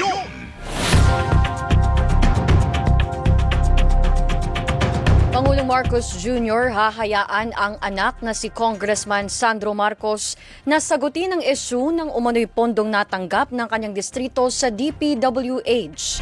Narito ang kumpirmado. Siguradong balita mula sa Malacanang at ni Radyo Patrol Christian Yosores. Christian. Sa ipauubaya ni Pangulong Ferdinand Marcos Jr. sa kanyang anak na si House Majority Leader at Ilocos Norte Congressman Sandro Marcos ang pagpapaliwanag sa lumabas na report kaugnay ng mga natanggap umunong pondo noon ng kanyang distrito mula sa DPWH. Sa press briefing, sinabi ni Palace Press Officer at Communications Undersecretary Claire Castro na nabasa mismo ng Pangulo ang report ng Philippine Center for Investigative Journalism kung saan kabilang sa mga pangunahing beneficiary umano ng allocable funds ng DPWH mula 2023 hanggang 2025 ang distrito ng kongresista. Binigyang diin ni Castro na ang pahayag ng nakababatang Marcos na handa siyang harapin ang mga issue. Gayon din ang pagharap sa Independent Commission for Infrastructure kung maiimbitahan. Sa inilabas na anunsyo ng ICI, nakatakdang humarap sa kanilang pagdinig ngayong linggo ang kongresistang si Marcos. Ayon naman kay Jose Castro, bukas ang Malacanang na ipaisa-ilalim sa lifestyle check ang anak ng Pangulo, maging ang first family dahil sa alegasyon ng korupsyon. At yan, ang balitang kumpirmado. Sigurado, ito ang Radyo Patrol. Christian Yosores, DZMM. Maraming salamat, Christian Yosores. Sa ibang balita, iba't ibang grupo kinalampag ang DOJ para manawagan ng hustisya at pagpapalaya sa mga political prisoner. Naritong kumpirmado, siguradong balita mula sa DOJ, hatid ni Radyo Patrol Steve Raz. Steve. Tricia, nagsagawa ng protesta sa harap ng DOJ ang Amihan National Federation of Peasant Women at Free Amanda Etchanis Movement sa pagunita ng ikalimang taon ng pagkakabilanggo ni Amanda Etchanis, isang manunulat at student leader, at nanawagan ang agarang pagpapalaya sa akusado at sa ibang political prisoner. Giit ng mga nagprotesta habang tumutulong si Etchanis sa mga magsasakang biktima ng bagyo, baha at tagtuyot sa Cagayan Valley na nanatiling malaya ang mga opisyal na umano'y sangkot sa korupsyon sa mga manuwalyang flood control project. Inaresto si Atianes noong December 2020, halos isang buwan matapos manganak at kinasuhan ng illegal possession of firearms and ammunition and explosives at nananatiling nakadetine sa Cagayan Provincial Jail sa Tuguegarao City. Iginit ni Zen Soriano, Amihan National Chairperson, na patunay ang kaso ni Atianes na nakakulong ang mga tumutulong sa mahihirap habang nanatiling malaya ang mga tiwaling opisyal. Ang protesta ay bahagi ng kampanyang Free All Political Prisoners at paggunita sa International Human Rights Day sa darating na December 10. Yan ang balitang kumpirmado sigurado. Ito ang Radyo Patrol. Steve Raz, DZMM. Maraming salamat, Steve Raz. DZMM Radyo Patrol Flash Report. Samantala, 6 na pulis, isa na ilalim sa restrictive custody dahil sa pagnanakaw ng higit 13 million pesos mula sa evidence money na sinalakay sa Pogo Hub sa Bagak, Bataan. Narito ang kumpirmado. Siguradong balita, hati ni Radyo Patrol Marlene Padiernos. Marlene? Siya naharap ngayon sa patong-patong na reklamong kriminal at administratibo ang 6 na pulis na nagnakaw umano ng higit 13 million pesos na halaga mula sa evidence money na nasabat ng mga otoridad sa isang sinalakay na Pogo Hub sa Bagak, Bataan. Ayon kay CIDG Director Police Major General Robert Morico II, sa inisyal na investigasyon, lumabas na panalitan ng mga suspect ng budol money ang kanilang ninakaw mula sa kabuang 141,133,483 pesos na evidence money na nasabat mula sa naturang Pogo Hub. Kinaibilangan ang mga suspect ng 3 patrolman na kung saan isa sa kanila isang seizing officer, isang Police Executive Master Sergeant at isang Police Staff Master Sergeant. Abangan ang mga dagdag na detalye dito lamang sa DZMM. Yan ang balitang kumpirmado sigurado. Ito ang Radyo Patrol, Marlene Padiernos, DZMM. Maraming salamat, Marlene Padiernos. DZMM Radyo Patrol Flash Report. At yan ang mga balita, basta't may nangyari. Nakareport agad sa DZMM. Manatiling nakatutok sa DZMM Facebook at YouTube channel. Ako po si Tricia Lindo. DZMM Balita Ngayon. Sa bawat tanong, sa bawat hinaing, meron kang maaasahan. May makikinig. Aksyon ngayon! Ito ang puso ng DZMM na handang maging tulay at gabay ng kapamilyang Pilipino. Tutugon, aaksyon. Hindi kahapon, hindi bukas, kundi ngayon! Aksyon ngayon! Kasama ang tatak ng pagseserbisyo, Winnie Cordero.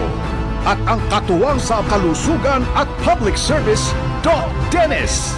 Ito ang DZMM Action Ngayon! Action Ngayon!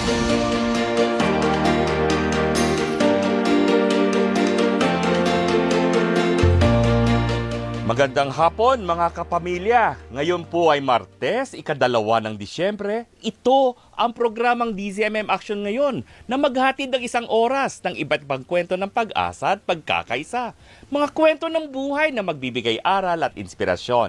Ako si Doc Dennis, ang inyong katuwang sa paghahanap ng solusyon. Ako naman po nag-iisang dalaginding ng teleradyo, Tita Winnie Cordero, para sa programang Handang Umagapay, Handang Umaksyon, hindi mamaya, hindi bukas. Ito ang Aksyon Ngayon. Punong-puno na naman tayo, Tita Winnie. Meron tayong mga panawagan at action solusyon. Meron pa palang tulay na kahoy pa rin pala ngayon. Alam mo, natatandaan ko yung sa Santa Mesa kasi kami nakatira nung araw dyan sa may V-Mapa. Nung batang-bata ako. Parang, teka, tripling batang-bata. -20, -20, -20. Okay. Oo. Yung 2 years old pa lang yata ako. Ang daanan dyan sa Santa Mesa, tulay. Kasi may kanal sa ilalim. May malaki siyang tube yata. Hindi, iba pa yun. Iba pa yun. Sa tubo yun, sa kabila yun. Sa road. Kami, yung bahay ng lolo ko, tatandaan ko, tulay ang daanan namin talaga. Tapos madalas akong malaglag doon sa tulay. Hala ka. Kaya nga ganito ako ngayon eh. Hindi naman. Puno-puno daw ako ng water lily at saka yung... Kasi nagulat ako nung binabasa ko itong panawagan ng mga residente mula Barangay de la Paz dyan sa Binyan, Laguna na tungkol sa isang tulay na kahoy na medyo hindi na okay. Pero alam mo, sa totoo lang, mas grabe yung tulay nito, Doc. Yes. Kasi yung amin, at least alam mo yung flooring na malapad. Yes. Yung araw. Yung plank ba? Oo, plank talaga siya. Plank. At dalawa yon Yes. side by side. Ito parang 2x3 lang. Ano Parang ba? Bridge of the River Kwai. Tapos parang... Magbabalance ka. Oo, taga-circus ka. Yes. Ganun, grabe. May balancing effect yan. Grabe yan. Mamaya ho, titingnan natin kung paano natin matutugunan ang panawagang ito ng mga taga-Barangay de la Paz, Binyan, Laguna. At I'm wondering, bakit ganito? Ano bang tubig yun? Tubig ba ito talaga dati pa? Or imposible namang magtayo ka ng bahay doon sa... Tama. Kasi ang iniisip ko naman, nandyan sa Laguna de Bay, siguro maraming water area dito, waterways. So, okay. baka may malit na channel. So, ginawa ng paraan. Okay. Pinatayo ng tulay. Yun lang ang aking haka-haka. Hindi ako sigurado. Tanungin natin, Mama. Yes. Ay, syempre, meron na po tayong klinika sa Estrenta. Ihahatid po sa atin ni Doc Dennis today. Sunburn. Bakit magsa-sunburn? Hindi naman summer. Pero, nakita mo may mga sabihin natin, mga ginagawang rally, yung mga nasa outdoors, at yung mga tao ngayon. Nakita ko yung pila papuntang MRT, may tulay mula sa shaded hanggang sa walang shaded hanggang sidewalk. Nakaka-sunburn yun. And nakakalimutan natin na itong exposure ay nakakasama rin. At saka parang iba tama ng araw ngayon. Iba ang timpla. Mahapdi. Climate change. Oh, yun nga. Dati naman pagka ganitong Desyembre, yes, medyo kahit maaraw, hindi maalinsangan. At hindi masakit sa balat yung araw. Yes. Di ba? Ngayon, nasa Tagaytay ka, masakit pa rin sa balat yes, yun. dahil mas mataas ka, di mas malapit ka sa ulap, mas matindi yun. Ay, baka meron po kayong, kahit ba nasa indoor, nagkaka-sunburn din. Tingnan natin. Pwede yun, ha? Mamaya. Oo. At sa panghuli, matutunghayan po natin ang isang makabuluhang kwento ng isang advokasya ng isang grupo mula sa Bulacan na naglalayong maghatid ng tulong at pag-asa ngayon Kapaskuhan. Ay, bago ang lahat, kahapon, nag-spill ako, Doc, yes, sa ating golden nabalitaan ko yun. bottle. Nakita ko siya. Yan. Ito pala yun. Dahil 1 million subscribers na. 1.4 na tayo. Yes, pero ang gold na ito ay para sa 1 million. So, please, continue mag-subscribe, mag-like, mag-share sa ating channel. Ang tawag dito, kanina sinasabi ni attorney, matagal na tayong nag-reach ng 1 million. Yes. That's true. But then again, very careful sila na mag-award kasi baka fake yung pagka 1 million mo. Baka mamaya magbawas-bawas pa. So yung consistency ang kanilang tinitingnan. And we've proved that. Thank you sa ating mga YouTube subscribers at syempre sa ating mga masugid na taga-subaybay sa radyo din naman. Yes. Sa 630 kHz sa AM band. Sa Facebook, nandyan din kami. Meron pala tayong TikTok, meron. at saka X, meron. at saka ano pa ba yun? Ang dami nga. Kasi minsan, Tita Winnie, kung napapansin mo, after klinika sa Estrenta natin, nakapost na sila. Di ba kaagad? Correct. Oo. Tuloy, may mga nagme-message, nagtatanong. Maganda rin. At least alam natin, nakakatawid tayo, nakakatulong tayo in a way. Of course. Di ba? So, ang puso ng DZMM. Action ngayon! Litong-lito? Litong-lito? Gulong-gulo? Gulong-gulo? Pinagpapasapasahan? Pinapaasa? Pinapaasa? Oras na para sa Aksyon at Solusyon! ito na nga, nananawagan si Lea Bolilan mula sa Barangay de la Paz, Binyan, Laguna tungkol sa delikadong kondisyon ng tulay na kahoy sa kanilang lugar. Para sa karagdagang detalye, makakausap po natin sa linya si Lea. Magandang hapon sa iyo, si Lea. Welcome dito sa Action ngayon. Kasama natin si Tita Winnie. Ako po si Doc Dennis. Hi, Lea. Lea? Magandang hapon po. Yes. Ano bang meron sa tulay na yon? Okay. Ba't nagkaroon ng tulay na ganyan na daanan, Leia? Dati na ba yan? Hindi po. Nung ano lang po yan, ma'am, nung nagkaroon po ng baha. So parang hindi natanggal ang baha, ganon? Opo. Ano po. So inelevate lang. Pinamping po yun. Okay. Bumaba po siya. Tapos nagkabagyo po ulit. Tumaas po. Hanggang saan? Yung baha ngayon, ma'am, ang kalsada namin ay hanggang dibdib po. Oh Ha? my goodness. Pero dati tuyo yan? Kalye yan? Opo. Kalye? Nung last 2 years po. 2 Tuyo years. po siya. So, ilan- Opo, last 2 years. Last Tapos 2 po, years? So, ibig mo sabihin, 2 years old na yung ganyan? So, hindi po. Hindi, okay, Konting ulan po, ganon, bumaba. konting ulan, baha. At Opo, nakikita namin, medyo makitid yung daanan, parang narrow lang ang kahoy, parang plywood lamang, at wala siyang side rails, walang hawakan sa tabi. Wala po, nasa gitna po yung hawakan nung iba, sir. Paano yun? May mga nahulog na ba minsan? Meron po, na din po dyan. Ha? May nahulog? Opo, yung po namin. Oh God, grabe. So ano ang panawagan natin ngayon? Leia, pero sino ang nag-construct nito? Dahil sa bahang yan, sino ang nagpatayo nitong daanan na ito? Po kami Ano? Pakiulit, Leia. Pakiulit. Medyo naputol tayo. Namin noon na magkaroon ng tulay. Okay. Tapos po, ayun nga po, nagkaroon. So, nung June po, nag-uulan na kasi noon, may tubig, mababaw lang po. Tapos nung July, tumaas po yung tubig dahilan para mag-alisan, mag-evacuate. Tapos, po siya ng tulay. Mm-hmm. Ayan na po.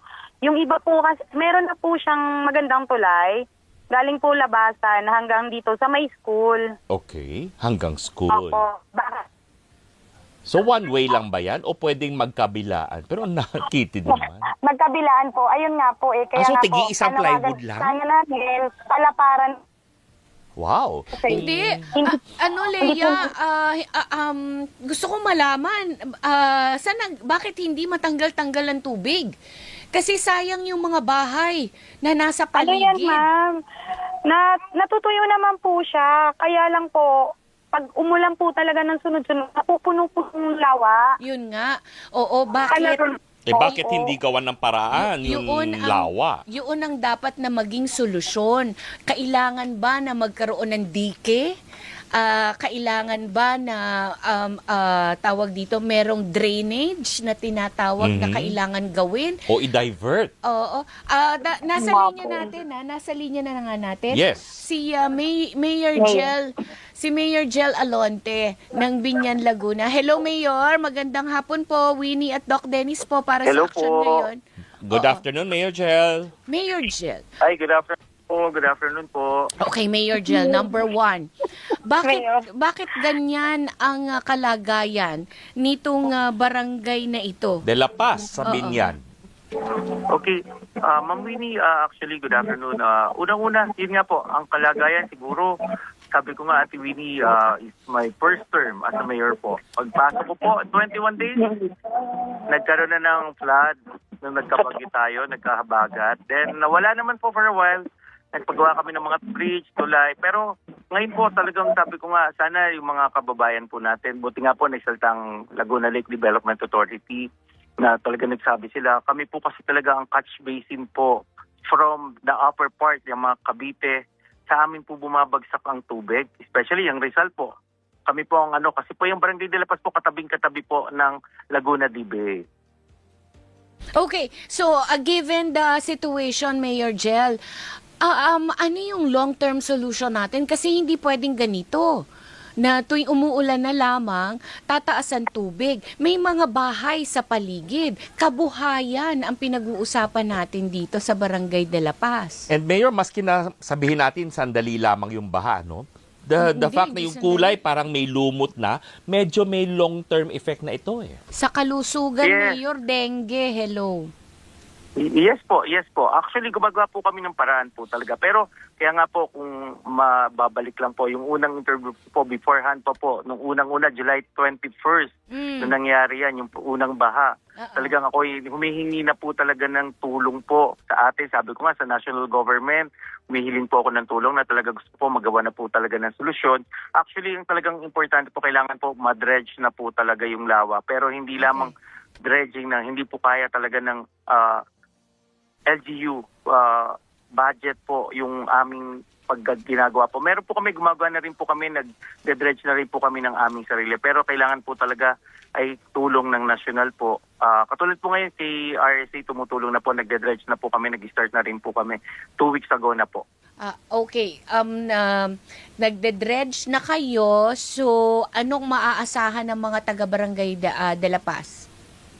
Actually po, ma'am, yun nga po, patuloy naman, halos every week naman po, hindi po ako nagkukulang, nagpapakita, bumababa po ako, nag-innovate po, kaya po, yun, yung ginagawa po naming tulay, meron na po, paunti-unti lang po, kaya nga po ako nakikiusap sa kanila, unti-unti po, naglalagay na po kami ng bridge, ng steel bridge, ang ginagawa ko na po ngayon, kasi before po, kahoy po, kasi yun lang po yun talaga, yung request din po ng mga tao, yung mga barangay captains, yun po ang request, ginagawa naman po namin. Pero ngayon po, napansin nga po namin na medyo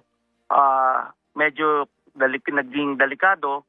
Kung nagpagawa po ako, malalapad po, two-way bridge po yan.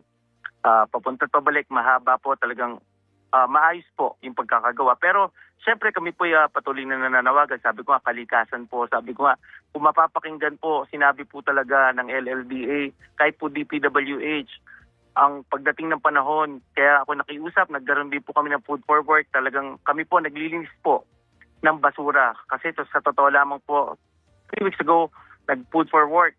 Ma'am, 16 na truck ng basura ang nakuha po namin. Diyan lang sa bahaan sa De La Paz. Kaya ako nakikiusap, sabi ko nga, hindi kaya ng gobyerno lamang po. Kailangan po, kasama po ang community na tumutulong po na para kami suportahan din po. Dahil mahirap po na gobyerno lamang po. Yata siguro dapat hand in hand, no? Community, LGU, and probably national government to help, no? Yes, and tutulong ba itong, sabihin natin, sa pag-dredge itong Laguna Lake Development Authority? Actually po may program. Actually, mag-start na po. And hopefully po, ang sabi nila makakatulong po. Kasi po yung lawa po talaga desilted na po sobra. Yes. Nagpa-check po Pero kami, sobra po desilted. Mayor, meron ba tayong project timeline? Halimbawa, dahil ito yung concern ni Leia kaya nanawagan siya. Po. Yes po. Actually, meron. Katulad kahapon, galing po kami sa Project Nova sa UP. Yes. Nakapag-meeting po kami kala Dr. Lagman na nandyan. Yung sitwasyon, pinag-aaralan po, merong mga gagawing paraan po. Pero kahit po sila, sabi nga, invite ko sila this forum. Atong December po, magpo-forum public consultation sa lahat para maliwanagan po yung ating mga kababayan. Kasi minsan totoo, although hindi naman, wala naman po may kagustuhan ito, biniblame po. Especially sa mga nakaupo, katulad ko po. Pero during, sabi ko nga, first term, ano po magagawa? Sabi ko nga, kahit sino maging mayor ngayong term na to, na time na to, ganun din po. Pero yung nakikiusap, tulong po ang kailangan. Pero may plano na po kami, si Kong Arman Dimagila po, yung aming Congressman Arman. Yes. Napuntahan na po kami ng DPWH, nilatag na po yung programa at proyekto po ni Kong Arman. Yes. Next year, early January po, uumpisa na po namin. May mga drainage canal po kami dyan. Babaguhin po, lalakihan Siyempre, po. Alam namin, Mayor, kami. first term mo to, no? Alam namin na first term mo. Alam ko, nakikita rin namin na all efforts ginagawa mo. Pero syempre, mas push pa natin, mas aggressive. Yes po. Sir, yes, Opo. Let's go for more. Naku po. Sa totoo po, sir. Yes. Sobrang, Sir Dennis, talagang ako po, hindi ko po kaya, kung ano po yung sakit na nararamdaman po nila, sobrang sakit din po na nararamdaman ko. Sabi ko nga, kaya po ko, halos every week po bumababa. Katulad nung Sunday, nagbigay konting ayuda sa 2 barangay. Yun po yung ginagawa para Very bigyan ko good, lang sir. po sila ng lakas. Na nandito po ako na nakahanda. Ang LGU po, City Government of Binyan, ay handang tumulong sa kanila hanggang makabangon po Mayor. ng De La Paz. Mayor, matanong ko, ilang pamilya ang apektado ng pagbabahang ito sa Barangay De La Paz? Sa De La Paz po, siguro ang community po dyan sa Barangay de la Paz, abot po siguro ng mga 25,000 individuals. Malaki Malaki po, malaking barangay po sila. Yes po. Okay. So, at sila po, before po, ang Barangay de la Paz, sila po yung capital ng sa shoe. Diyan po talaga, kaya marami din po may kaya dyan dahil dyan po, mga negosyante po na gumagawa ng mga sapatos po na dinadala po sa Maynila. Okay. Yes. Sige, so Mayor, ang nakuha namin sa iyo, inaayos ang plantilya ngayong 2025. Ilang araw na lamang po ay 2026 na. As you said, by January, uumpisahan na po ang rehabilitation at mga pagkukumpuni na kinakailangan para hindi maging manatiling ganyang nakalubog sa tubig. Yes po. Ang mga taga-barangay de la Paz dyan sa Binyan. Okay? So, yes po, we'll yes po, Ate Winnie, ma'am. We will just follow up by next year. Balik natin andyan pa ba si Leia? Si Leia, nandito pa. Leia? Leia? Oo. So narinig mo yung narinig mo yung sinabi ni Mayor. Nag-commit siya na by next year uumpisahan na ang rehabilitation sa inyong barangay at sa iba pang barangay na apektado ng baha pagka umuulan. No? Leia? Apo, ma'am. Okay. Okay. Thank you, Mayor, ha? Thank you. Ayos po, Ate Winnie. Maraming salamat po, Ma'am Winnie and Sir Dennis po. Maraming salamat po. Yes. Sige, Maraming salamat balikan po. ka namin next year Mayor, tatawag mo ulit kami Yes po. Maghihingi Opo, kami ng gusto ko po update. yan. At least, Positive meron po update. At least po, maganda po sa programa niyo po. Maririnig po ng mga kababayan namin kung ano po yung plano at ginagawa po ng ating city government po sa ating mga kababayan. Thank you so much. Maraming salamat si Mayor God Jel bless po. Maraming Alonten. salamat. Yes. You too. God bless. Bye-bye. Mayor Jel Alonten mula sa Binyan, Laguna. Binyan City, Laguna. Oh, syempre si Leia. Leia, balitaan mo kami ulit ha. Okay. So sa sandaling ito, tayo ay magbibigay daan sa ating mga balita.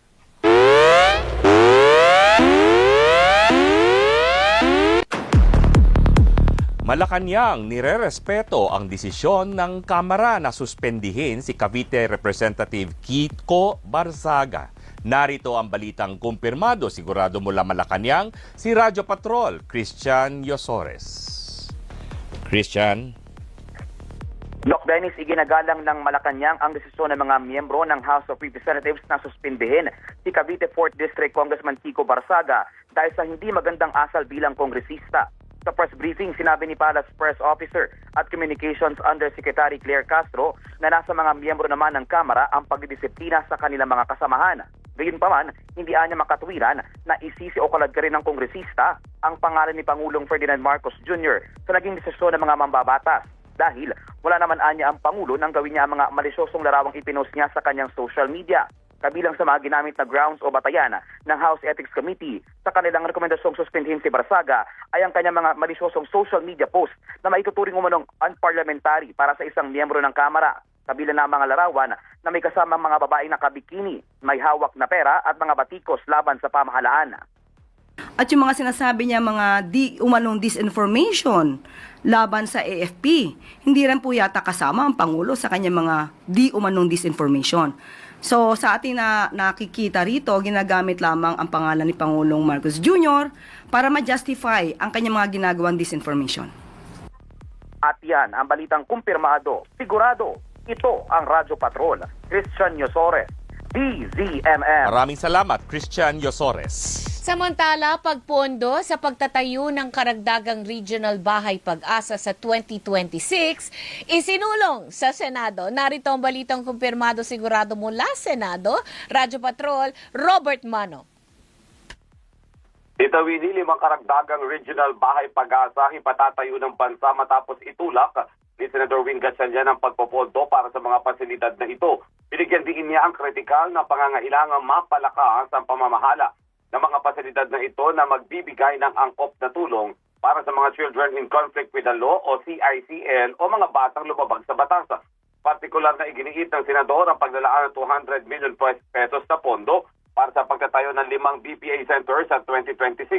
Bilang chairperson ng Senate Committee on Finance, sinabi rin ni Gatchalian ang pangangailangang tiyakin na ang minumungkahing pondo ay nagbibigay prioridad sa mga pangangailangan ng mga disadvantaged constituents, sa particular na yung mga kabataang Pilipino. Ayon sa DSWD, mayroong 118 BPA centers ang bansa na nagbibigay ng pansamantalang tirahan, mga programa sa rehabilitasyon at suporta para sa mga CICL sa lipunan. Yan ang balitang kumpirmado, sigurado. Ito ang Radyo Patrol. Robert Mano, DZMM. Salamat, Robert Mano. Manila LGU, hinikayat ang publiko na samantalahin ang diskwento sa pagbabayad ng real property tax para sa 2026. Narito ang balitang kumpirmado, sigurado mula Maynila. Radyo Patrol, Bert Dizon.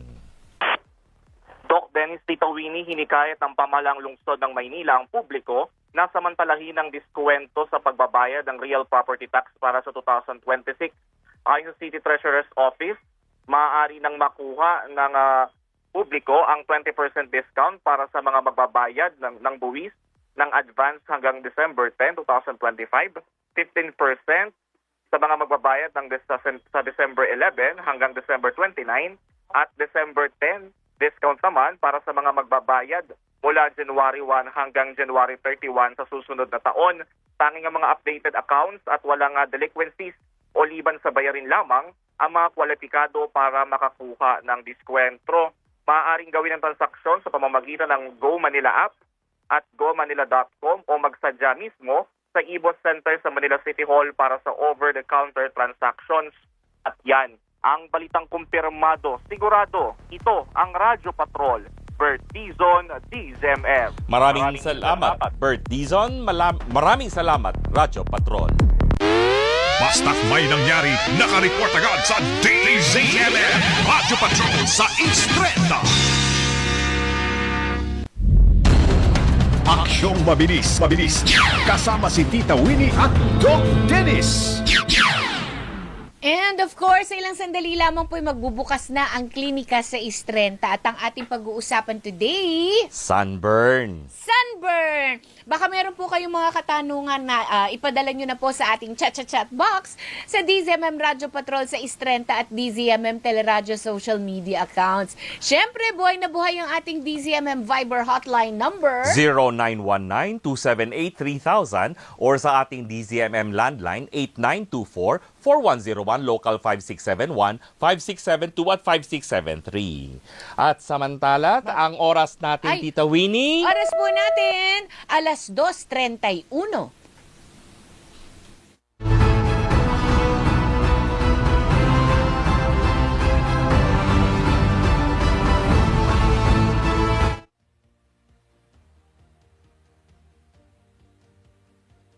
Pag-ibig, tagumpay, at mga kwentong no filter. Dear Chang Ami, tulad nga po ng mga sumusulat sa inyo, gusto ko rin po sanang ibahagi ang kwento ng pag-ibig ko. May kasama kang makikinig sa'yo. Matapos ang matinding sakit na naranasan ko sa dati kong asawa, hindi ko na naisip pa ang muling magmahal. It's a form of learning. Sama po doon yung experience of love.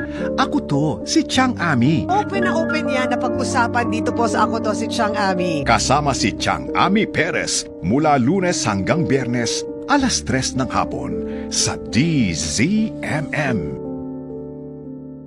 Ito ang Radyo Patrol, Jom Garner, DZMM. Ang mahalagang aspeto ng pagiging Radyo Patrol is yung boses ginagamit para sa paghatid ng mga balita. Mahalaga na yung mga importanteng detalye na malaman ng tao is nandoon, kumpirmado at sigurado at kapaki-pakinabang siya sa mga tao. I will make sure na may mangyayari at may papupuntahan. Hindi lang siya isang balita na pakikinggan and then walang mangyayari.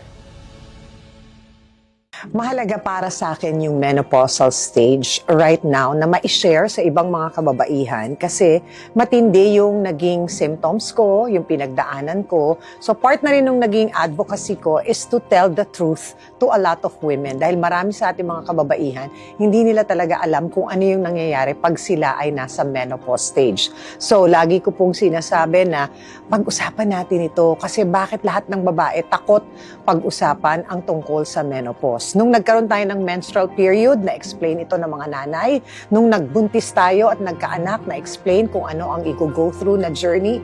Bakit nung nag-menopause, walang nagsalita, walang nagpaliwanag, walang nag-advise, habang nalalaman natin kung ano yung gino-go through ng isang babae at Ang puso ng DZMM. Action ngayon! Bukas na ang klinika sa Istrenta sa Action ngayon! Bukas na ang klinika sa Istrenta, ang kaagapay ng bawat kapamilya sa pag-aalaga ng sarili at kalusugan. Kung kapo sa budget kaya hindi makapagpakonsulta, ako ang kakampi nyo, Doc Dennis. Handang tumugon sa inyong mga katanungang medikal. Sunburn! Yes. Naku, wag ho kayong tawag dito, mag-alangan. Kasi, iba na nga ang init ng araw ngayon, di ba, Doc? Kaya nung binabasa ko yung tungkol sa sunburn, Tita Winnie, alam natin mga different stages, yung mga ganun, pero malaking factor or kasulatan sa mga researches tungkol sa climate change.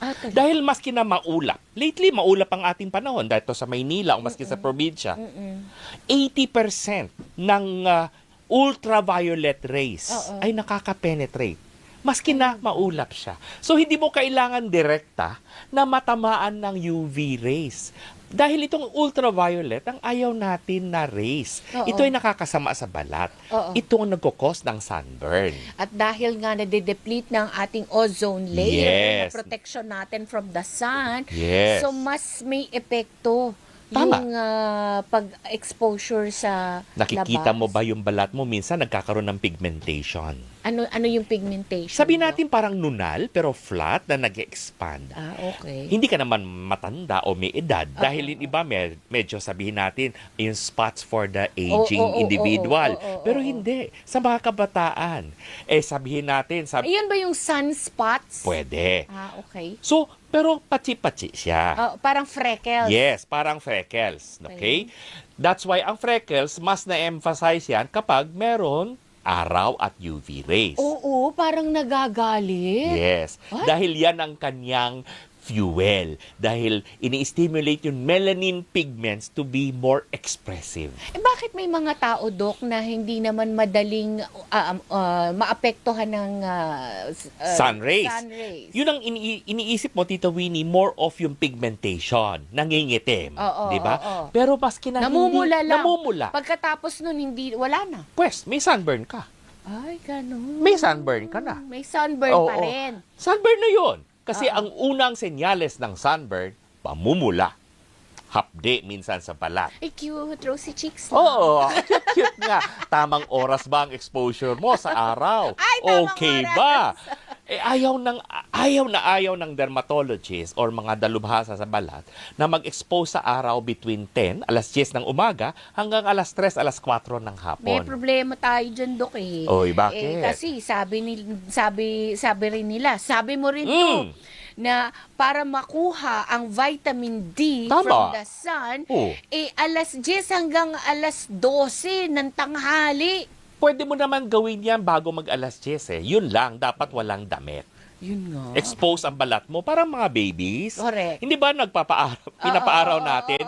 Dapat walang lampin, tanggal lahat. Para meron kang yung skin, parang absorber. Parang panel, sun panel ba? Para matanggap. Paano naman yan, yung sunburn? Hindi naman. Dahil itong rays ng alas 7, alas 6, hanggang alas 9:30, ganyan, ay hindi kasing tindi. Yung UV rays, yung quality niya ay hindi kasing sama ng between 10 and 4 p.m. Gaano katagal ba?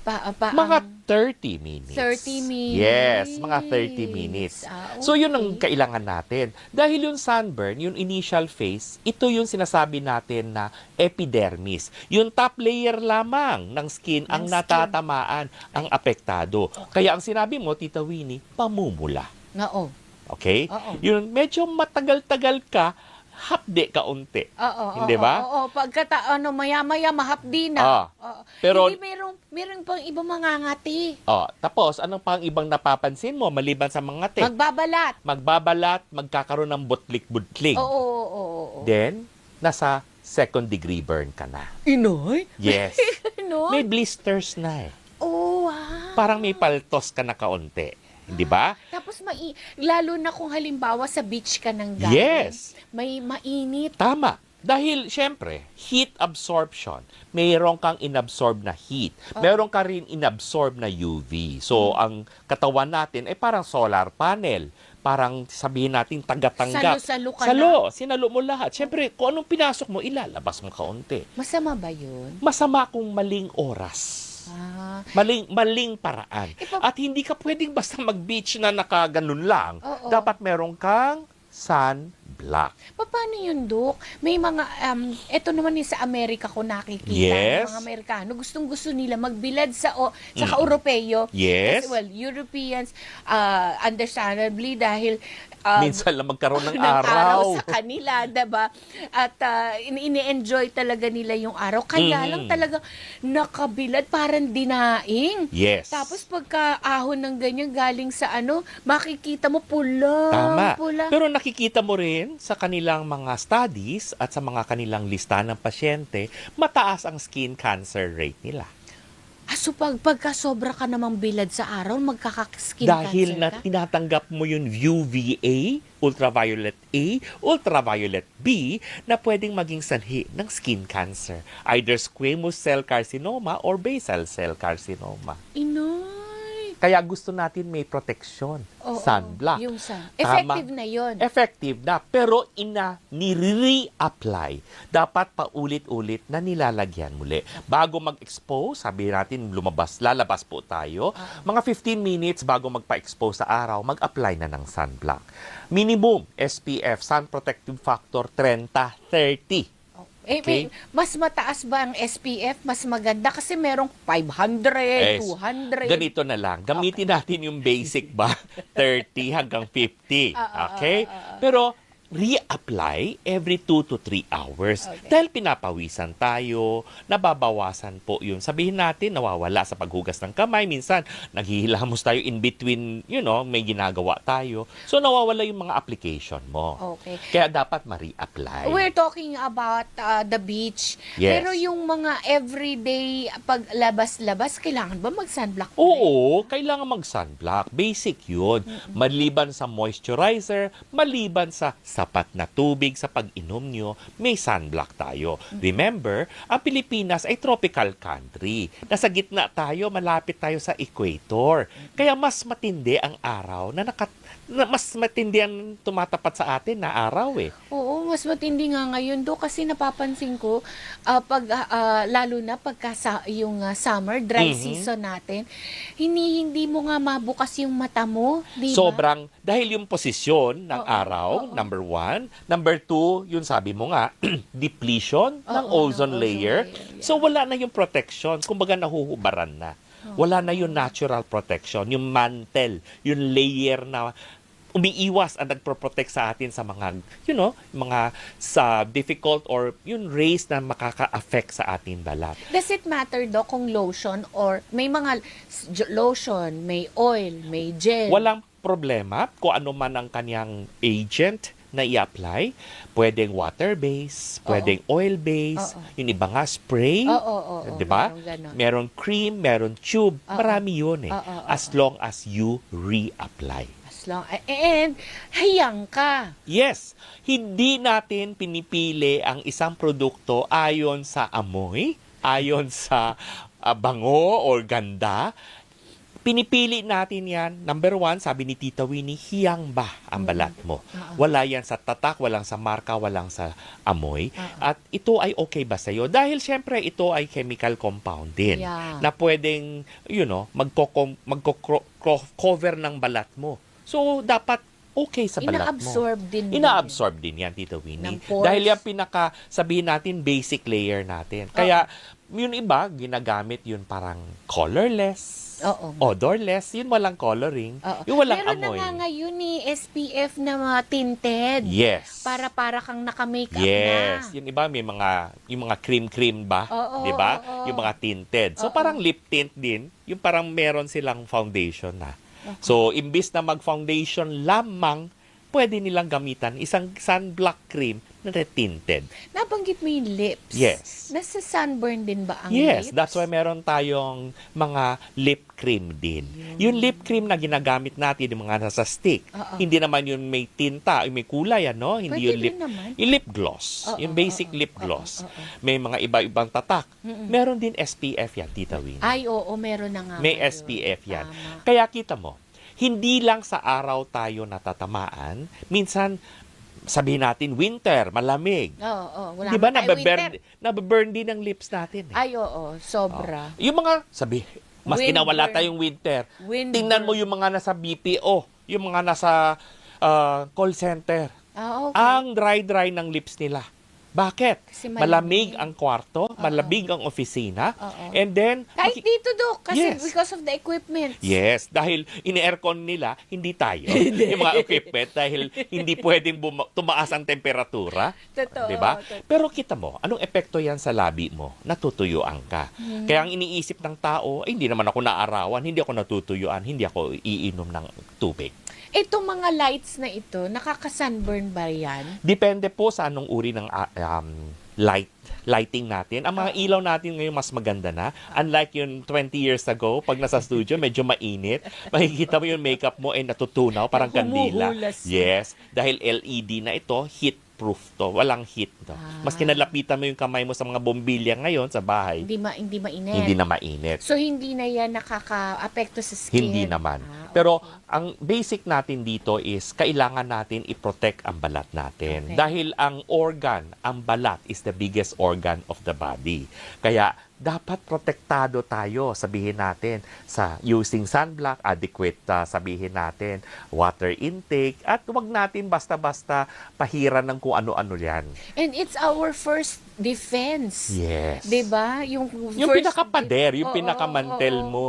Bago ang lahat, kaya nga may mga balabalahibo yan. Yes. May mga purpose yan dahil sila po ay mga receptors, pinaparamdam niya sa katawan mo kung ano ang dangerous, ano ang pleasant, ano ang hindi okay. Dok, medyo extreme na to, no? Sige. Kung sabi mo nga kasi sobrang too much exposure to UV rays. Yes. Nakakakos ng skin cancer. Tama. Ano yung mga sintomas? Ang sintomas mo is, number one, makikita mo bakit nagkakaroon ka ng pigmentation na nagkakaroon ng growth. Bakit parang lumalapad siya, gumagapang siya, para siyang island. Bakit parang lunal, na parang bakit paangat ng paangat siya. So, nag-grow siya. Okay. So, ito mga changes ba, kulay. Then, bakit may kaunting pananakit sa lugar na ito? May iba, may change in pain or may sensation. So, mga pagbabago, wag natin baliwalain yun. Okay. Hindi ba, sa Pinoy, sa mga pasyente natin, na ang karanasan ko is, Dok, yung nunal ko lumalaki. Okay. Hindi ba? Oo. Then, that's already something na dapat natin intindihin. Ayun, very good. Huling paalala na lamang para Well, hindi tayo maapektuhan ng ng init ng araw. Since tayo ay nasa Pilipinas, isang tropical country, nandyan sa gitna, sa may equator area, kailangan natin sapat ang ating pag-inom ng tubig at protektado ang balat natin. Ang pinaka-basic lang naman is SPF 30 na sunblock. Mag-apply po 15 minutes bago magpa-expose at kung pwede, paulit-ulit natin i-reapply after 2 to 3 hours. Yan. Susunod mong tatalakayin, Dok, yung pagpapaputi naman. Is there, ang gusto ko malaman, yung extreme, meron bang limit kung natitigilan mo na yung pagpapaputi mo? Maraming gamot ng papaputi. Isa na sa mga general na gamot na pwede natin pag-usapan. Yung mga supplemental. Diba? Ito ba i-cream? Ito ba yung infusion sa ugat? Ito ba yung iniinom na kapsula? Safe ba? Pwede natin gamitin. When is it safe and when is it not? When is, yes. Diba? Maganda yon. Yan. Nasa Facebook at TikTok si Doc. Yes, nandiyan tayo sa Facebook, TikTok, sa mga social media pages. I-type lang po ang ating username at Doc Dennis Official. Please i-follow, i-like at i-share para sa iba pang mga payong medikal o anumang makabuluhang huntahan na may kinalaman sa kalusugan. Samantala, sa oras na 12 minuto bago mag-alas-3. Tayo ay magbibigay daan sa balita mula kay Marlene Padiernos.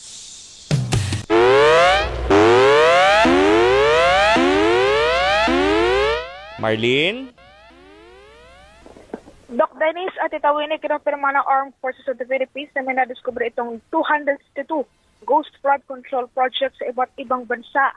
Ayon kay AFP spokesperson Colonel Francel Margaret Padilla, mula ito sa 10,000 mga proyekto na ininspeksyon ng militar bilang pagtulong sa ginagawang investigasyon ng DPWH sa issue ng flood control projects.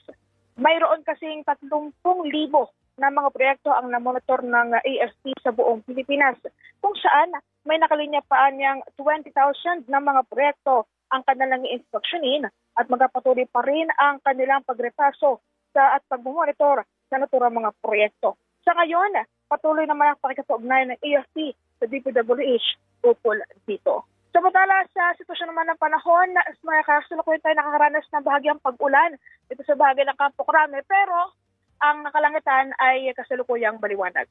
Yan ang balitang kumpirmado, sigurado. Ito ang Radio Patrol, Marlene Padiernos, DZMM. Maraming salamat, Marlene Padiernos. Basta't may nangyari, nakareport agad sa DZMM Radio Patrol sa East 30. Winnie Cordero at Doc Dennis sa Action Ngayon sa DZMM. We'll be back after a few reminders. Tutunghayan na po natin ang kwento ng advokasya ng isang grupo sa Bulacan na naglalayong maghatid ng tulong at pag-asa ngayong Kapaskuhan. Huwag bibitiw, babalik pa rin po ang Aksyon Ngayon. Aksyong mabilis. Kasama si Tita Winnie at Doc Dennis.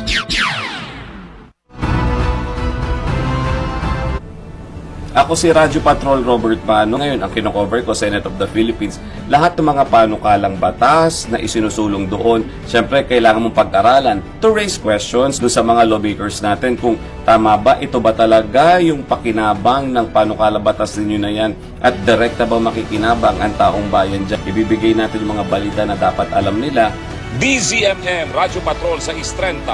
Una sa balita, una sa public service. Bakit nga ba kakaiba tayong mga Pilipino pag pamilya na ang pinag-uusapan? Sabi ng maraming taga-ibang bansa, isang malaking dahilan ay kung paano natin mahalin at alagaan ang ating mga magulang.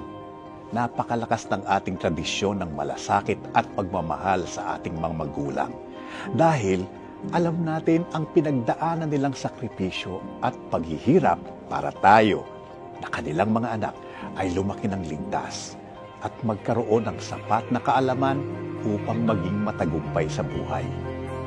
Ngayon, kung halos lahat ng kanilang mga ginawa ay dahil sa pagmamahal sa kanilang mga anak, bakit kailangan sa kanilang pagtanda ay ibang tao ang sa kanila'y mag-aalaga? DZMM, una sa balita, una sa public service, una sa pamilyang Pilipino.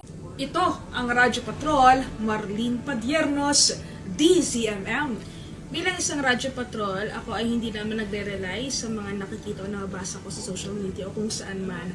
Pero ang ginagawa ko ay kumakausap ako ng mga nararapat na tao, mga opisyal. Kahit nasaan man silang parte ng Pilipinas, tinatawagan ko talaga sila para makakuha ako ng kumpirmado at siguradong impormasyon na ibabalita ko para sa ating mga tagapakinig.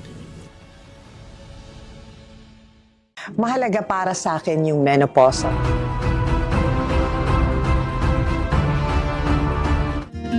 Ang puso ng DZMM.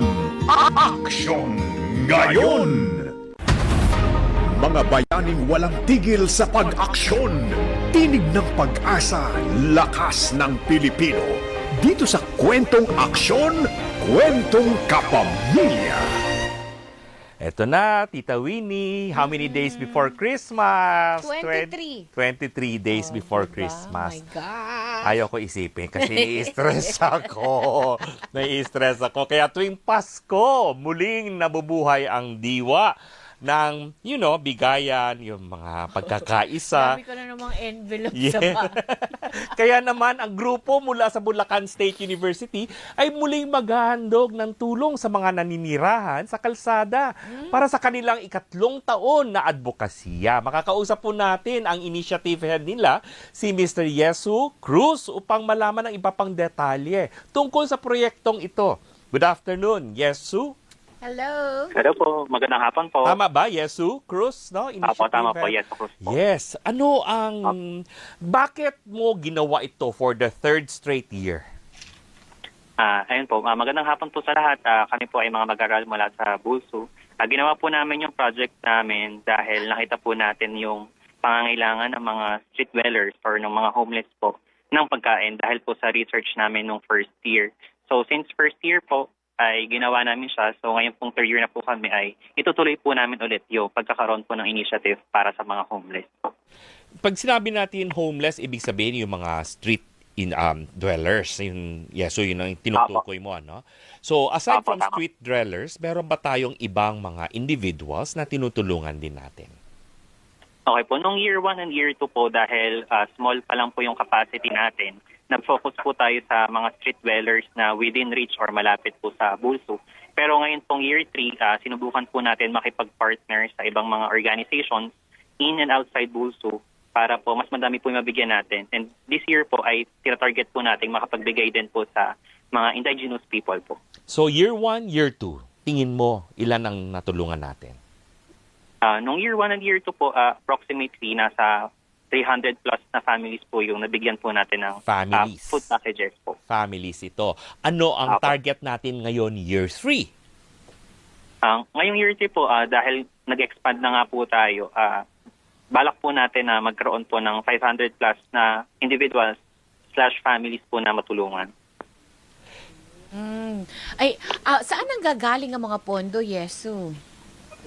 Ayun po. Hello po. Nanggagaling po yung pondo namin through donation drive. So sa mga online po ay nakukuha po natin yung kabutihang loob po ng ibang mga individuals. And ngayon pong year 3, sinubukan din po natin lumapit sa ilang mga businesses para po mag-solicit na makapagbigay po sila ng kaunting tulong po sa ating initiative po. Yung BESU, yun nung pong Bulacan State University, baka iisip sila, ano BESU na Buso. to? Buso. Bulacan State University. Sa Antipolo. Hindi. Bulacan State University. Anong year mo na doon, Yesu? Ako po, third year legal management student na po sa Bulso. Wow. Tapos, yung mga miyembro mo, ka-batch mo rin ba? At saka, ito ba ay limited sa inyong batch or hanggang sa lower classman pa ninyo ito may mga kasali kayo from first year to second year? Apo, yung members po ng initiative ay hindi naman po ka-batch lang po namin. Nanggagaling po yung members namin sa mga willing po mag-volunteer per year. So meron pong first year, may second year, and meron din pong mga graduates ng tumutulong pa din po sa initiative po na mayroon tayo. May mga graduates na pero tumutulong pa rin sa inyo. Opo, tama po. Paano nyo pinipili yung mga tutulungan ninyo? Random lang ba ito o talagang iniispatan nyo sila lagi? Yung sa beneficiaries po ng project ay tinitingnan po namin or nagkakaroon po kami ng mga survey randomly kung saan po sila naninirahan and by observations din po kung sila po ba ay matagal nang nasa kalsada. And yung sa IPs naman po ay kumokontak po kami ng mga community na wala pa pong nagbibigay or mag-sponsor ng Christmas party nila or ng Christmas na pamaskong handog. And doon po kami pupunta sa mga wala pa pong nagko-commit na tutulong po sa kanila ngayong Pasko. Itong para sa masa is connected ba tayo sa Bulacan State University or isang organization or sabihin natin initiative from the student body on your own? Independent initiative po siya. Hindi po siya connected sa independent initiative ito. Apo. Independent. So, ang Bulacan State University walang sabihin natin support or anything, association, clubs, or wala naman, ano? So, wala naman. Okay. So, sa ngayon, Pasko. Pasko tayong nagbibigay, tumutulong. Apo. Meron ba tayong plano na i-expand sa other occasions? Kasi after helping, sabi natin sa Pasko, meron ba tayong ginagawang follow-up? Curious lang ako. Opo. This year po, meron po mga student nurses na gusto po mag-extend ng help nila na makapagbigay din po ng free na vital signs and check-ups para po sa beneficiaries ng project po natin. And hopefully, hindi na po matigil sa Pasko lang yung pagtulong natin. But rather ay makapagpatuloy po tayo sa mga susunod na months if man po bigyan ng pagkakataon ng mga sponsors po natin na maituloy-tuloy yung project po natin. Wow, that's really very noble, ha? I will congratulate you, Yesu Cruz, for doing Thank you this, po. no? Maraming salamat sa initiative mo. Itong inisyatibo mo ay talagang sabihin natin, ehemplo yan sa mga kabataan. Maraming salamat sa iyo, Yesu Cruz, Initiative Head, para sa masa. Okay, thank you very much. Thank no? you, Yesu. Yes. Thank you din po. Sige, bye. Thank you po. At syempre, papasalamatan po natin ang ating buong action team today. Tita Winnie. And every day. Yes! Ang ating sabihin natin, EP natin, ang ating executive producer, Sheila Tubalinal. Si Paul Bea, ang public service lead. Jordan Diaz, public service associate.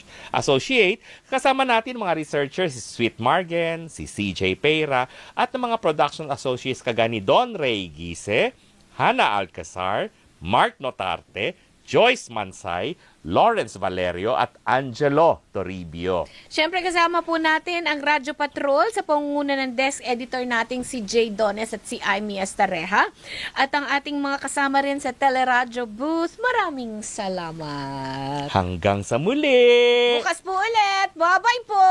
Bye-bye! Susunod na po, ako to si Chang Ami. Kasama po natin si Coach V, Miss Vanessa Antonio. Bye-bye! Magandang hapon!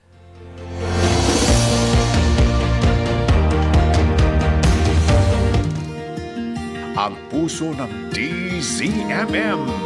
Action ngayon! Panalangin sa 3:00 ng hapon. Pumanaw ka Jesus, subalit ang bukal ng buhay ay bumalong para sa mga kaluluwa.